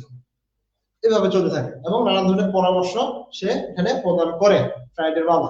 এবং ওই যে নাবিকরা ছিল, ক্যাপ্টেন ছিল, তাদেরকে আটকে রাখা হয়, এবং এখন এদের সাথে পরামর্শ করে যে আমাদেরকে এভাবে একটা জাহাজ আটকে রাখে দিছে, সেখান থেকে ধরে নিয়ে আসে খাচ্ছে, ক্যানিবেলসরা এই দ্বীপে আসে নিয়ে খাচ্ছে। তো এখন বলে যে আমাদের এখান থেকে উদ্ধার করতে হবে, বা কিভাবে এখান থেকে চলে যাওয়া যায়, এরকম কথাবার্তা হয়। এবং এতে করে দেখা যায় যে সে কি কাজ করে, তাদের সাথে পরামর্শ করে ঠিক করে যে বাকি আরো জন ক্রু মেম্বাররা যারা ছিল তাদেরকে নিয়ে আসতে এখানে, এবং জাহাজ সহ নিয়ে আসতে, এবং তাদেরকে ঐক্যবদ্ধ করতে। এবং এদের মধ্যেই এই যে ক্রু মেম্বাররা ছিল, এদের মধ্যেই একটা দ্বন্দ্ব ছিল। এই দ্বন্দ্বের ফলে তারা সেই কাজটা করতে অনেক সময় লাগে। এক পর্যায়ে এখানে মূলত যে বিষয়টা ঘটে, তারা তাদেরকে ম্যানেজ করে নিয়ে এসে যায়, এবং এখানেও তাদের মধ্যে এক প্রকার দ্বন্দ্বের সৃষ্টি হয়, দ্বন্দ্ব করতেছে না, কয়েকজন কথা শুনতেছে না তার। তো এখানে রবিনসন এমন একটা কাজ করে যে তাদেরকে সবাইকে একসাথে নিয়ে, যারা কথা শুনতেছে না তাদেরকে একসাথে নিয়ে যায়, এমন একটা কেভের মধ্যে নিয়ে যায়, গুহার মধ্যে নিয়ে যায়, এবং গুহার মধ্যে নিয়ে যায় তাদেরকে বন্দি করে ফেলে। এই বন্দি করার ফলে তাদের সবাইকে বেঁধে রাখে, যারা কথা শুনতেছে না তাকে মারতেছে। এবং এক পর্যায়ে তারা ঠিক করলো যে এখানে সবাই থাকবে, এবং এই যে সব ব্যক্তিগুলোই থাকবে এখানে, তাদের খাওয়া দাওয়ার একটা ব্যাপার রয়েছে, তারা এখান থেকে আবার চলে যাবে। এত খাওয়া দাওয়া তো মজুদ নাই তার কাছে, এত ফুড তো নাই তার কাছে। তখন সে বলে এই যে জব চাষ, সেটা সবাইকে শিখিয়ে দেয়, বুঝিয়ে দেয়, এবং সেটা তারা করে, এবং সেখান থেকে দ্বিগুণ লাভবান হয়, অর্থাৎ দ্বিগুণ ফসল সেখান থেকে উৎপাদন করে, এবং তারা সেগুলা খেয়ে থাকতে পারে বা থাকে। তো এভাবে চলতেছিল। এক পর্যায়ে তারা ঠিক করলো সেখান থেকে তারা চলে যাবে, এবং তার কথা, অর্থাৎ তার প্রথম কথা ছিল যে আমি এখানে কন্ডিশন দেবো একটা, কি কন্ডিশন, যে আমার কথার উপরে কোনো কথা বলা যাবে না, আমি যেটা বলবো সেটাই করতে হবে, নাহলে তাকে হত্যা করে ফেলবে, এরকম তাদেরকে মৃত্যু ভয় দেখায়। এবং ফাইনালি তারা ঠিক করে যে তারা জাহাজে করে লন্ডনে যাবে, এন্ড ফাইনালি আমাদের যে সময়টা রয়েছে, ডিউরেশনটা রয়েছে, সেখান থেকে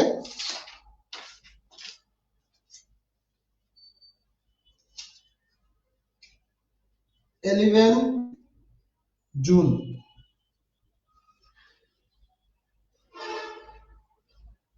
1687 সালে।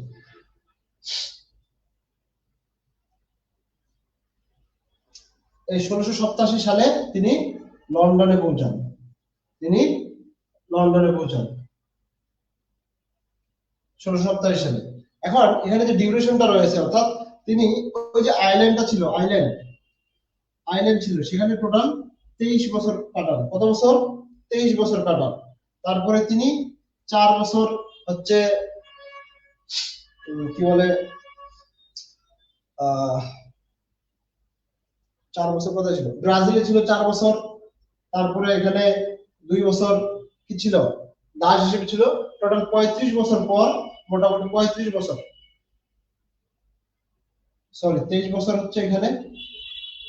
দ্বীপের মধ্যে কাটার তিনি 28 বছর, দ্বীপের মধ্যে কাটা 28 বছর, 23 27 28 29।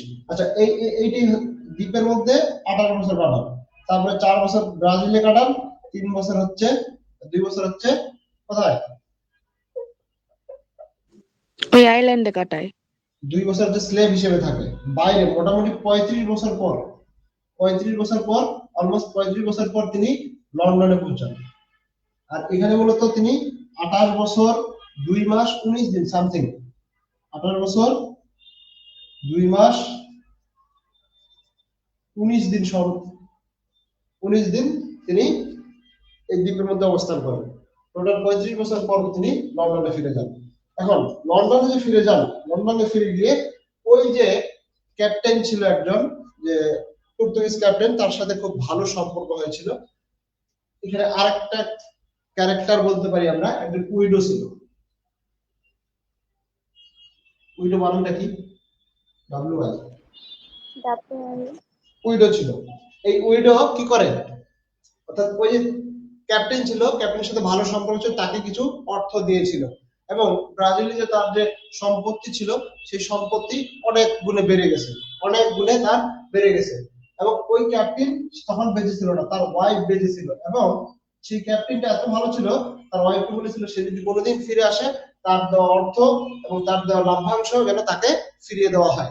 এবং সে যখন সেখানে যায়, সেখানে গিয়ে দেখে তার যে খামার ছিল, তার যে সুগার প্লান্টেশন ছিল, এটা অনেক গুণে বেড়ে গেছে এবং সে বিত্তশালী একজন ব্যক্তি হয়ে গেছে ব্রাজিলের মধ্যে। এবং তার তখন অনেক সয় সম্পত্তি হয়েছিল। এবং এই সয় সম্পত্তি যখন সে নিয়ে কোথায় যায়, ইংল্যান্ডে তার বাবা মা মারা গেছে, সাথে ভাইগুলো মারা গেছে। পরবর্তীতে তার 2টি বোন হয়েছিল, তার বোনদের সাথে দেখা করতে যায়, তার বোনরা তাকে চিনতে পারে না, পরবর্তীতে সে কি কাজ করলো, তার এই যে অর্থ সম্পদ ছিল, অর্থ সম্পদের কিছু অংশ তার বোনদের দিয়ে দিল এবং কিছু অংশ এই ওই উইডো মহিলাকে দিল, যাতে করে পরবর্তীতে তাদের জীবনগুলো একটু ভালোভাবে চলতে পারে। বুঝতে পারছেন? জি ভাইয়া। আচ্ছা,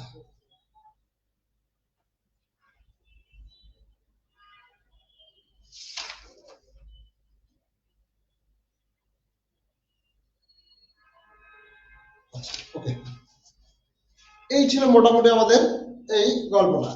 আচ্ছা, এখানে ভাইয়া জি একটা কথা বলবো। বলেন। এই মূল গল্পটার বাংলা অডিও বুকটা আমি শুনছি, তো ওইখানে ফ্রাইডের কি হয় ওটা ভালোভাবে বুঝি নাই। আর হচ্ছে রবিনসন মেবি বিয়ে করছিলেন, ও উনি কি সত্যি বিয়ে করছিলেন, মানে এটা আমি বুঝি নাই ভালো করে। লাস্টে রবিনসন বিয়ে করছিল মনে হয়, লাস্টে তো বলে। আর ওনার মনে হয় বাচ্চাও হয়েছিল। যে 3 জন সন্তান ছিল, বাচ্চা হয়েছিল। এখানে আরেকটা ঘটনা ঘটে, যখন সে সেখান থেকে পরবর্তীতে আবার সে কিয়াতে যায়, ব্রাজিলে ওই আইল্যান্ডটাতে যায়, পরবর্তীতে আবার যায় এবং সেখানে তাকে প্রভুর নামে, অর্থাৎ তাকে প্রভু করা হয়, অর্থাৎ সে সেখানকার মালিক। হচ্ছে ওই যারা ক্যানিবাল ছিল ওদেরকে আক্রমণ করতে আসছিলেন, তাদেরকে ওখানে বন্দি করে ওইখানে বসবাস করার জন্য রেখে আসে। জি, পরে মাঝে মাঝে ওইখানে ঘুরতে যায়, এরকমই আর কি। এবং তাদের বংশ বিস্তার করার জন্য কিছু মহিলা নিয়ে যাওয়ার কথা, কিছু নারী নিয়ে যাওয়ার কথা, তাই তো? আচ্ছা, হ্যাঁ, তাদের তাদেরও তো যৌবন রয়েছে, তাদেরকে তো বিয়ে শাদী করতে হবে এবং তাদেরকে তো বংশ বিস্তার করতে হবে। সেজন্য সে বলে আসে পরের বার যখন আসবো তখন আপনাদের জন্য কিছু নারী নিয়ে আসা হবে। Bumper offer. আচ্ছা, আমি যে নামটা বলছিলাম সেটা হচ্ছে আমাদের কি বলে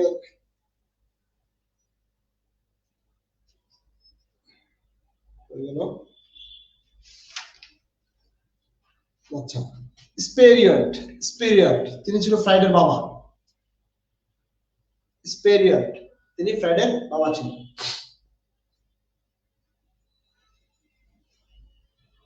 আচ্ছা, মোটামুটি আমাদের এই ছিল ঘটনা, এই ছিল ঘটনা। আরেকটা ঘটনা এখানে ইনক্লুড করা যেতে পারে যে সে একটা জঙ্গলের মধ্যে দিয়ে যাচ্ছিল, কিছু মানুষ সেখানে অনেকগুলা চিতাবাঘ ছিল, সেখান থেকে খুব সাহসিকতার সাথে তাদেরকে সবাইকে রক্ষা করে। ফ্রান্সে যাওয়ার পথে না আসার পথে এরকম কিছু একটা ঘটনা ছিল। ভাই আর একটা ঘটনা আছে, ওই যে ওল্ড ম্যান ব্রাজিলে যাওয়ার পরে তাকে 100 ময়দর্স দিছিল, সেটা যত্ন করে রেখে দিছিল ওইটা। কি কি? ওই যে একটা ওল্ড ম্যান ছিল, তো তার কাছে রবিনসনের 100 ময়দর মানে 100 টাকা ছিল ওইখানকার, সেটা ফেরত নেওয়ার জন্য গেছিলেন। নেইবার নেইবার কি জানো একটা নাম আমার মনে নাই, কিন্তু ওয়েলস ওয়েলস তার একটা নেইবার ছিল। ওয়েলস নাম আছে, মেনশন আছে এখানে এই নভেলটাতে। আসলে বিষয়টা হচ্ছে কি, সব ঘটনাগুলো তো আমি কিছু কিছু বিষয় স্কিপ করে গেছি, সবগুলো ঘটনা তো বলা হয় না, কিছু কিছু বিষয় হয়তো স্কিপ হয়ে গেছে। আপনারা যদি পড়ে থাকেন অনেক মজার, পড়বেন, অনেক বিষয় আমি স্কিপ করে গেছি, তো আপনারা যদি পড়েন অনেক মজা পাবেন। অর্থাৎ আপনাদের যে অনুবাদ বই আছে এই বই না পড়ে রবিনসন ক্রুসোর একটা নভেল বই পাওয়া যায় আলাদা করে, সেই বইগুলো নিয়ে পড়তে পারেন, অনেক মজা পাবেন। এই ছিল মোটামুটি ঘটনা। এখন আমি ফাইনালি আপনাদের কয়েকটা কথা বলছিলাম যে শেষের দিকে সবাইকে থাকতে, কেন থাকতে বলছিলাম, যে এখানে আমরা বেশ কিছু কি পয়েন্টস আমি আপনাদের বলবো, কি বলবো, কি পয়েন্টস বলবো আপনাদেরকে। আচ্ছা, তো শোনার জন্য সবাই রেডি? জি ভাই। আমি বোর্ডে লিখবো না, আমি জাস্ট বলবো, সবাই মনোযোগ দিয়ে শুনবেন, ঠিক আছে?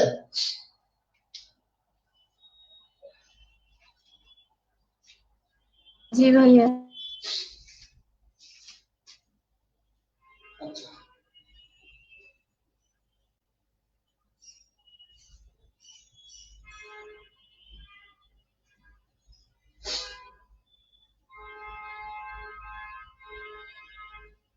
যে কথা আপনাদের যে ব্রিফ কোশ্চেন গুলো আছে, ব্রিফ কোশ্চেন গুলো বই আছে, সেকশন আছে সবার? জি ভাইয়া। ব্রিফ কোশ্চেন গুলো দেখেন, টোটাল 81টা ব্রিফ কোশ্চেন আছে এখানে। তো এখানে যদি আমরা দেখি যে হুইচ পোর্ট অফ শেষ থেকে which port of France did Crusoe take ship from, কোথা থেকে কোন পোর্ট থেকে শিপটা নিয়েছিল? ক্যালাইস থেকে। ফ্রান্সের একটা পোর্ট ছিল ক্যালাইস, সেখান থেকে। ক্যালাইস মনে রাখবেন, CALAIS ক্যালাইস। তারপরে why did Robinson Crusoe become dependent, অনুশোচনা করে কখন? যখন সে খুব অসুস্থ হয়ে যায়, যখন সে অসুস্থ হয়ে যায় এবং সে ওই যে বলছিলাম স্বপ্নে দেখে যে একজন ভয়ানক ভয় পেয়ে যায়, যে সে গডের কাছে তখন অনুশোচনা করে। যখন সে অসুস্থ হয়ে যায় তখনই শুধুমাত্র গডের নাম স্মরণ করছিল, কিন্তু একটা পর্যায়ে সে বুঝতে পারলো, ফাইনালি সে তখন ধর্ম সম্পর্কে, বাইবেল সম্পর্কে অবগত হলো এবং প্রতিদিন সে বাইবেল পড়তেছিল। এরকম ফ্রাইডে এখানে খুব গুরুত্বপূর্ণ একটা রোল প্লে করে, interpreter between his father and Crusoe. অর্থাৎ এখানে যেহেতু রবিনসন ক্রুসো তার বাপের কথা বুঝতো না, যেহেতু সে ফ্রাইডেকে ভালো ইংরেজি শিখিয়েছে বা বোঝাবার মতো শিখিয়েছে, তখন সে তার বাবার সাথে ইন্টারপ্রেট করে দেয়, অর্থাৎ তার কথাগুলো তাকে বুঝিয়ে দেয়। এরকমটা। আচ্ছা, এখানে ক্রুশো ফাইনালি যে ব্রাজিলের সেট হতে যাচ্ছিল না, কারণ ক্রুশো ছিল একজন প্রোটেস্ট্যান্ট। কি ছিল? প্রোটেস্ট্যান্ট। আর ব্রাজিলের মানুষ ম্যাক্সিমাম মানুষ ছিল ক্যাথলিক। যদি সে এখানে সেটেল হতে চায় তাহলে তাকে তার রিলিজিয়ন অর্থাৎ ক্যাথলিক প্রোটেস্ট্যান্ট থেকে ক্যাথলিক হতে হবে। এজন্য সে ঠিক করলো যে সেখানে সে অবস্থান করবে না, ব্রাজিলে। আচ্ছা, গুরুত্বপূর্ণ একটা প্রশ্ন। According to Crusoe, what was his original sin? তার পাপটা কি ছিল? আপনাদের বিগ কোশ্চেন, শর্ট কোশ্চেন পাবেন। অর্থাৎ disobedience to his father's command and mother's interference was his original sin. অর্থাৎ এখানে দেখেন যে তার বাবা মার যে কথা অবাধ্য হয়েছে, এটাই ছিল তার কি পাপ। তার বাবা মার কথা সে অবাধ্য করছে, এটাই হচ্ছে তার আসল পাপ। অনেক প্রশ্ন রয়েছে। আচ্ছা, ওই যে ক্রুশো নাম্বারটা বলেন এইভাবে না বলে, প্রশ্নের নাম্বারটা বলেন। প্রশ্নের ৭৭ নম্বর প্রশ্ন।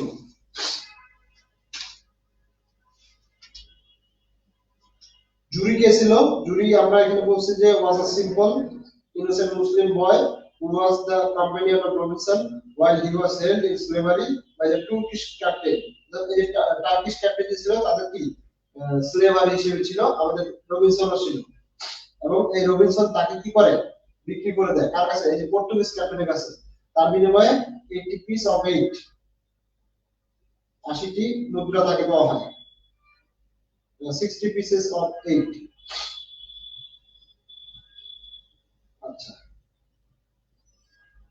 আরেকটা কথা আছে যে why did Crusoe want to stay at the sea? কেন সে সমুদ্রের কাছে কাছে অবস্থান করতে চেয়েছিল? এই কারণেই যে মূলত সেখান থেকে যেন সে কোনো ধরনের যদি কোনো জাহাজ যায় সেখান থেকে সাহায্য চাইতে পারে, অর্থাৎ কোনো শিপ যদি পাস করে সেখান থেকে যাতে করে সে দেখতে পায়। এই জন্যই সে সমুদ্রের তীরবর্তী অঞ্চলে জায়গাটা বেছে নিয়েছিল।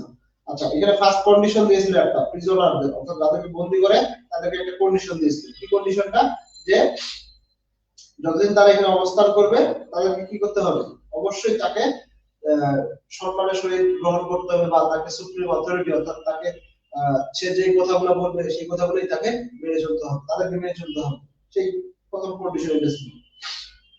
আচ্ছা, এখানে ওই যে তিনি কিছু জিনিসপত্র বানিয়েছিলেন,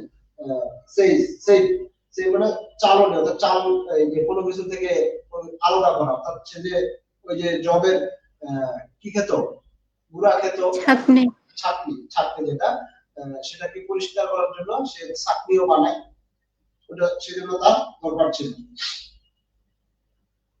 আচ্ছা, সে কি বানায়? ফার্নিচার হিসেবে টেবিল চেয়ার বানায়, সেটা আছে, কিন্তু তার কোনো ধরনের প্রিয়র এক্সপেরিয়েন্স, কোনো ধরনের পূর্বের অভিজ্ঞতা ছিল না, তারপরে সেগুলা বানায়। আচ্ছা, ব্ল্যাক ফ্রাইডে নামে একটা এখানে আছে ৭৫ নম্বর। ব্ল্যাক ফ্রাইডে বলতে আসলে এখানে বিপদের দিনটাকে আসলে বোঝানো হয়েছে। আর এমনি হু ওয়াজ ফ্রাইডে, ফ্রাইডে ছিল কে? একজন রেস্কিউড ম্যান, তাকে উদ্ধার করে ক্রুশো ফ্রম ক্যানিবালস, অর্থাৎ নরখাদকদের হাত থেকে ক্রুশো তাকে উদ্ধার করে এবং পরবর্তীতে তাকে মনিব হিসেবে স্বীকার করে। পরবর্তীতে যখন সে যায় আবার ওইখানে অর্থাৎ আইল্যান্ডে মুক্ত হওয়ার পর যখন যায় তখন, আচ্ছা এখানে আরেকটা ঘটনা, অনেক ঘটনা মিসিং হয়ে গেছে। যে বলছিল যে তুমি কি আবার তোমার নিজের এলাকায় ফিরে যেতে চাও? সে বলছিল হ্যাঁ চাই। বলছিল এতে করে কেন এই রবিনসন ক্রুশোর মন খারাপ হয়ে গেছিল। এই কারণে মন খারাপ হয়েছিল যে আমি তোমাকে এখানে ভালোভাবে লালন পালন করতেছি আর তুমি এখন আমাকে ছেড়ে চলে যাবা, এরকম করতেছো। এন্ড ফাইনালি যখন সে নিয়ে যাওয়ার পরে যখন বলে যে আপনার নাম অনুসারে আমরা এই দ্বীপের নামকরণ করছি, বা আপনি আমাদের প্রভু, যখন এটা শুনে তখন সে খুব আনন্দিত হয় যে আমার প্রভুর নামে এই দ্বীপটা, সে খুব আনন্দিত হয়। আচ্ছা, এই যে how many years did Crusoe stay in the isolated island? কত বছর? 23 বছর। 23 বছর ছিল সেখানে। হোয়াট ওয়াজ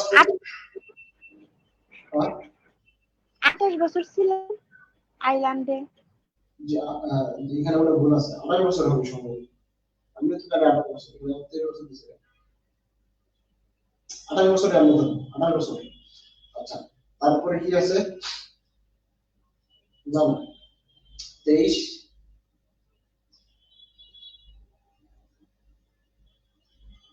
28 বছর। আচ্ছা, যদি কনফিউশন থাকে আমি আপনাদের বলে দেবো, সমস্যা নেই।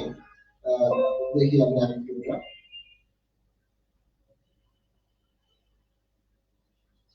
তার কি স্বপ্ন ছিল প্রথম দিকে? তার স্বপ্ন ছিল যে চাইল্ডহুড সময়ে অর্থাৎ ছোটবেলা থেকেই সে অর্থাৎ সমুদ্রে যাবে, কিন্তু তার বাবা মা কখনোই সে পারমিশনটা দেয়নি। তারপরে এখানে গান পাউডার কেন ইম্পর্টেন্ট ছিল? কারণ গান পাউডার যদি না থাকতো সে ফায়ার করতে পারতো না, আর ফায়ার করতে না পারলে সে শিকার করতে পারতো না, অর্থাৎ বিভিন্ন ধরনের ভয়ানক জীবজন্তু থেকে রক্ষা পাওয়ার জন্য তার গান পাউডার প্রয়োজন ছিল। তার সিকিউরিটির জন্য, সিকিউরিটি পারপাসের জন্য তার গান পাউডার প্রয়োজন ছিল। তারপরে হচ্ছে ক্রুশোর বাবা কি চেয়েছিল, তাকে কি বানাবে? সে স্টাডি করবে কি নিয়ে? ল নিয়ে পড়াশোনা করবে। তারপরে ব্রাজিলে সে কতদিন অবস্থান করে, প্লান্টেশন করে? 4 বছর। What was a great surprise to Crusoe regarding his plantation? তার প্লান্টেশন সম্পর্কে অর্থাৎ কেন সে সারপ্রাইজ হয়, কিভাবে হয়? এখানে আছে তার বিশ্বাসই হচ্ছিল না যে তার সম্পত্তি এত বেড়ে 5,000 পাউন্ডের মালিক ছিল এবং had an estate in Brazil yielding the income of 1,000 pounds a year। অর্থাৎ ব্রাজিলের মধ্যে সে চাষাবাদ করে মূলত বছরে 1,000 পাউন্ড ইনকাম করতে পারে বা তার ইনকাম হয়। সেজন্য সেটা শুনে সে খুব কি হয়ে যায়, সারপ্রাইজ হয়ে যায়। Why did Crusoe meet the widow? উইডোর সাথে কেন? Money in her keeping which Crusoe very needed, so that she met the widow first of all। এই মহিলার সাথে তিনি প্রথম দেখা করেন। তার সাথে কেন? কারণ তার কাছে কি টাকা তার গচ্ছিত ছিল, এই কারণে। ইংল্যান্ডে কবে পৌঁছান? 11 জুন 1687 সালে ইংল্যান্ডে পৌঁছান। এই দেখেন, from his country for 35 years, 35 বছর পরে সে ইংল্যান্ডে পৌঁছায়। এরকম অনেক প্রশ্ন রয়েছে আপনাদের। আমি যদি বলি, ওই যে লার্জ বোর্ডের কথা বলছে, how large was the boat? কতজন মানুষ ছিল ওখানে? ওখানে মোটামুটি 20 ম্যানস, 20 জন মানুষ ছিল। তারপরে তারপরে তারপরে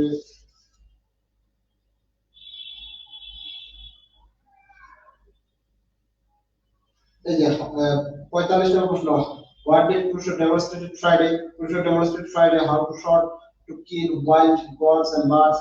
অর্থাৎ তাকে কিভাবে প্রদর্শিত করেছিল, প্রশিক্ষিত করেছিল কিভাবে হচ্ছে ছাগল মারতে হয়, কিভাবে পাখিগুলো মারতে হয়, যেগুলো দ্বারা কি করবে?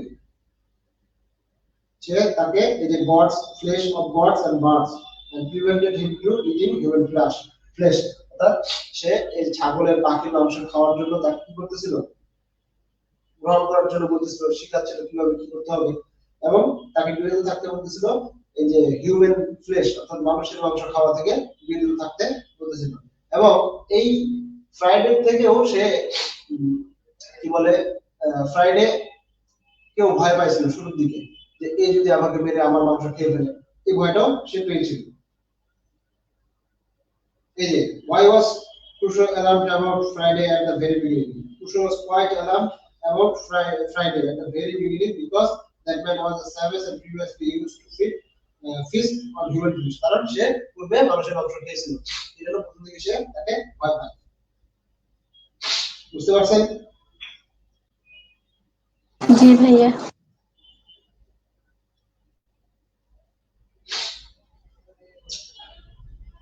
কি নাম দেয়? ফ্রাইডে নাম দেয়, এবং এই যে ফ্রাইডেকে উদ্ধার করে কেন করে এটাও আছে মনে হয়। What was the new horrifying Discovery Crusoe made on that land? এখানে হরিফাইং হচ্ছে 39 নম্বর প্রশ্ন। Crusoe became horrified seeing a large number of skulls and feet, bones, human bodies lying close to the shore। এই যে শোরটা ছিল, এই শোরের পাশেই এই যে মানুষের হাড় হাড্ডি এগুলা দেখতে পেয়েছিল। এটা দেখে খুব কি হয়ে যায়, ভয় পেয়ে যায় সে।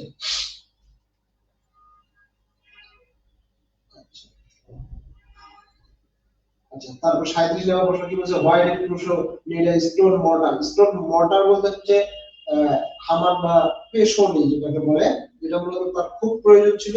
এই কারণে প্রয়োজন ছিল যাতে করে সে ওই যে গুড়া করার জন্য, অর্থাৎ তার যে জব ছিল, জবগুলো যাতে গুড়া করতে পারে সেটার জন্য তার এই যে মর্টারটার প্রয়োজন ছিল।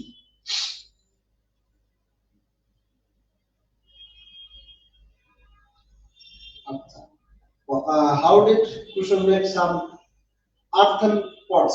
36 নম্বর প্রশ্ন।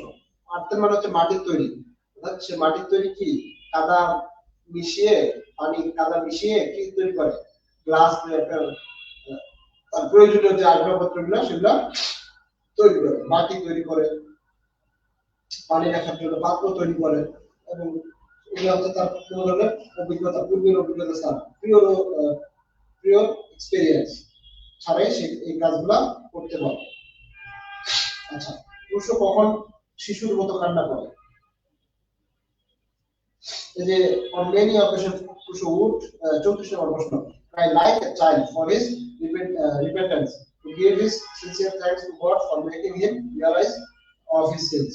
অর্থাৎ তার যে পাপ ছিল, পাপ করেছিল, এবং সেটা সে কি অনুশোচনা করেছিল, গডের কাছে অনুশোচনা করেছিল, এই জন্য সে গডের কাছে অনেক কান্নাকাটি করে, তুমি আমাকে ক্ষমা করে দাও, মাফ করে দাও, অনেক অনুশোচনা করে, এবং সেটা তার পাপটা সে বুঝতে পারে। কি পাপ করেছিল? সে তার মা বাবার কথা অবাধ্য হয়ে সে সমুদ্র ভয়ে গেছিল, সমুদ্রের যাত্রায় গিয়েছিল। আচ্ছা, why did Krishna make a practice on that land? আচ্ছা, এখানে Krishna made the practice read to few pages of the Bible every day because the witness his past life kept his mind again and again। অর্থাৎ তার পূর্বের দিনের কথাগুলো বারবার মনে করতেছিল, তার মনের মধ্যে শান্তির জন্য সে বাইবেল পড়া শুরু করল, প্রতিদিন ডেইলি পড়া শুরু করল।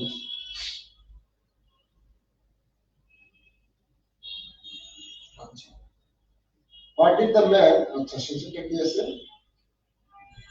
আচ্ছা এই যে when did the Krishna show his clothes and on that land, কোন কোন মাসে কোন সময়ের কথা বলছে? এই নভেম্বর আর ডিসেম্বর মাসে যখন এটা বীজ বপন করে সেটা থেকে অঙ্কুরিত হয়, কিন্তু আগে যে করছিল একবার তখন কিন্তু সেটা নষ্ট হয়ে গেছে, সেটা থেকে বীজটা অঙ্কুরিত হয়নি।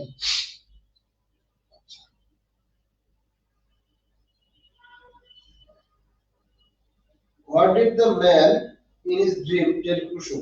এই যে সে স্বপ্নে কি বলছিল সে মানুষটা? The man in his dream told Krishna that Krishna had never repented of his sins of disobedience। তার যে পাপের জন্য সে যে পাপ কাজটা করছে, সে যে অবাধ্য হয়েছে, সে যে দৃঢ়তা দেখিয়েছে, he must die on the desolate land। তাকে বলছে তুমি এখানে একটা জনশূন্যহীন জনমানবহীন জায়গায় তুমি মারা যাবে। কিভাবে? তাকে ওই মানুষটা, অর্থাৎ স্বপ্নে যে মানুষটাকে দিয়েছে সেই মানুষটা তাকে বলতেছে এইভাবে। বুঝতে পারছেন? সে যে কখনো অনুশোচনা করেনি ঘরের কাছে।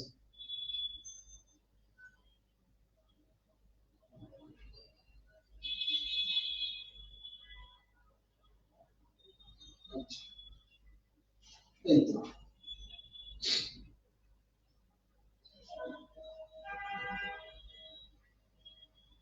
তারপরে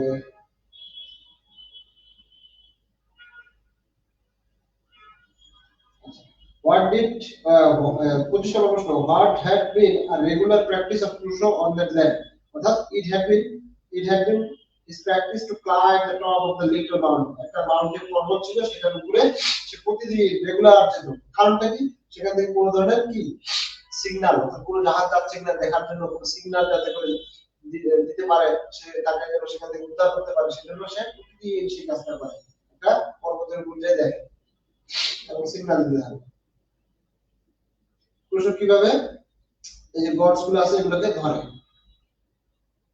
প্রথম দিকে কিন্তু তার জন্য খুব কঠিন হয়ে যায়, তারপরে সে ওই যে গান ছিল, গান দিয়ে তাদেরকে হত্যা করে, এবং তারপর নিয়ে এসে তার মাংসটা ঝাঁঝালো করে সে খেয়ে জীবন বাঁচাইত।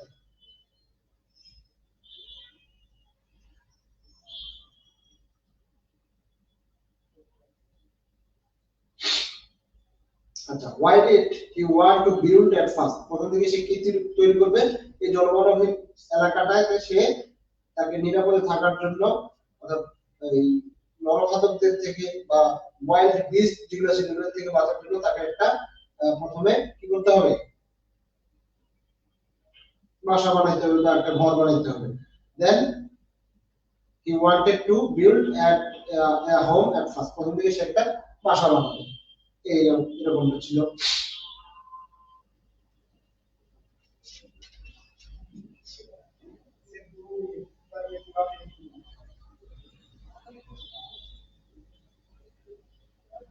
How many mates were in that ship? 11 member, 11 John member ছিল। Prepare to meet death in any moment. যেগুলো সবাই মৃত্যুর জন্য প্রস্তুত। 15 নম্বর প্রশ্ন, 11 জন ছিল। আচ্ছা।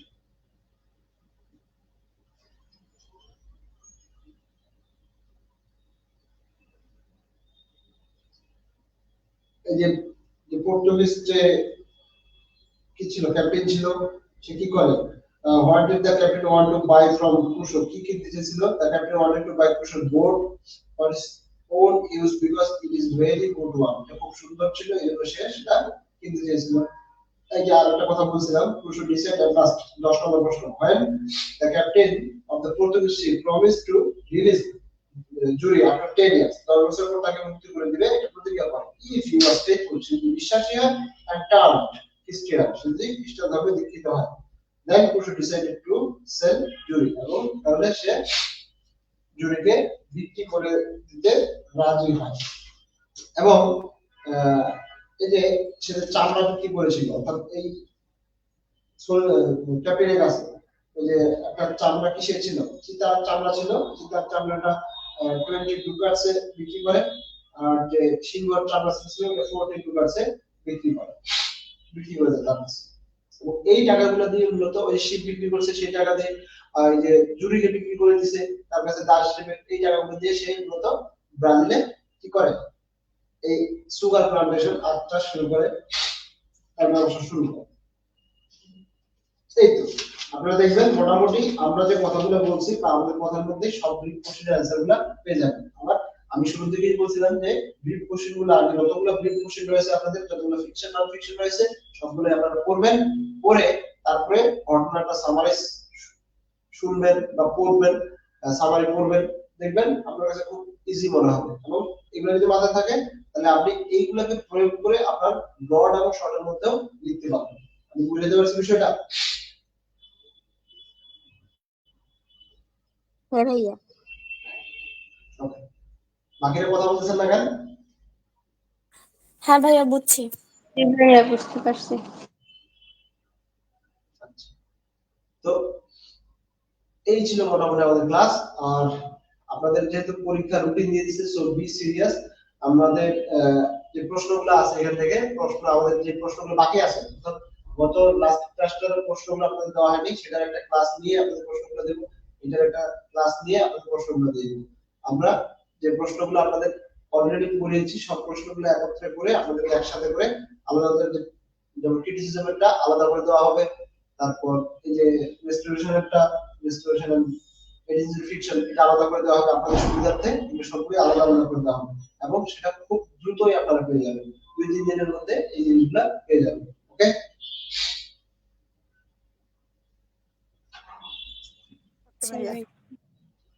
তাহলে আজকের মতো আমাদেরকে এখানে ক্লাসটি শেষ করতে হচ্ছে। দেখা হচ্ছে আগামীকাল। যদি ক্লাস নিলাম তাহলে বলবোই, আর যদি না নেই তাহলে বলবো না, বা আমাদের রিপোর্ট ভাইয়া নিতে পারে, বা চাইতে যে কোনো ভাইয়া একজন নিবে। ওকে, তো আজকে শেষ করতেছি। হ্যাঁ,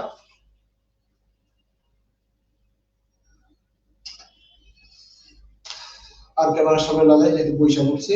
সবাই ভালো থাকবেন, সুস্থ থাকবেন। শুভরাত্রি ভাইয়া। শুভরাত্রি।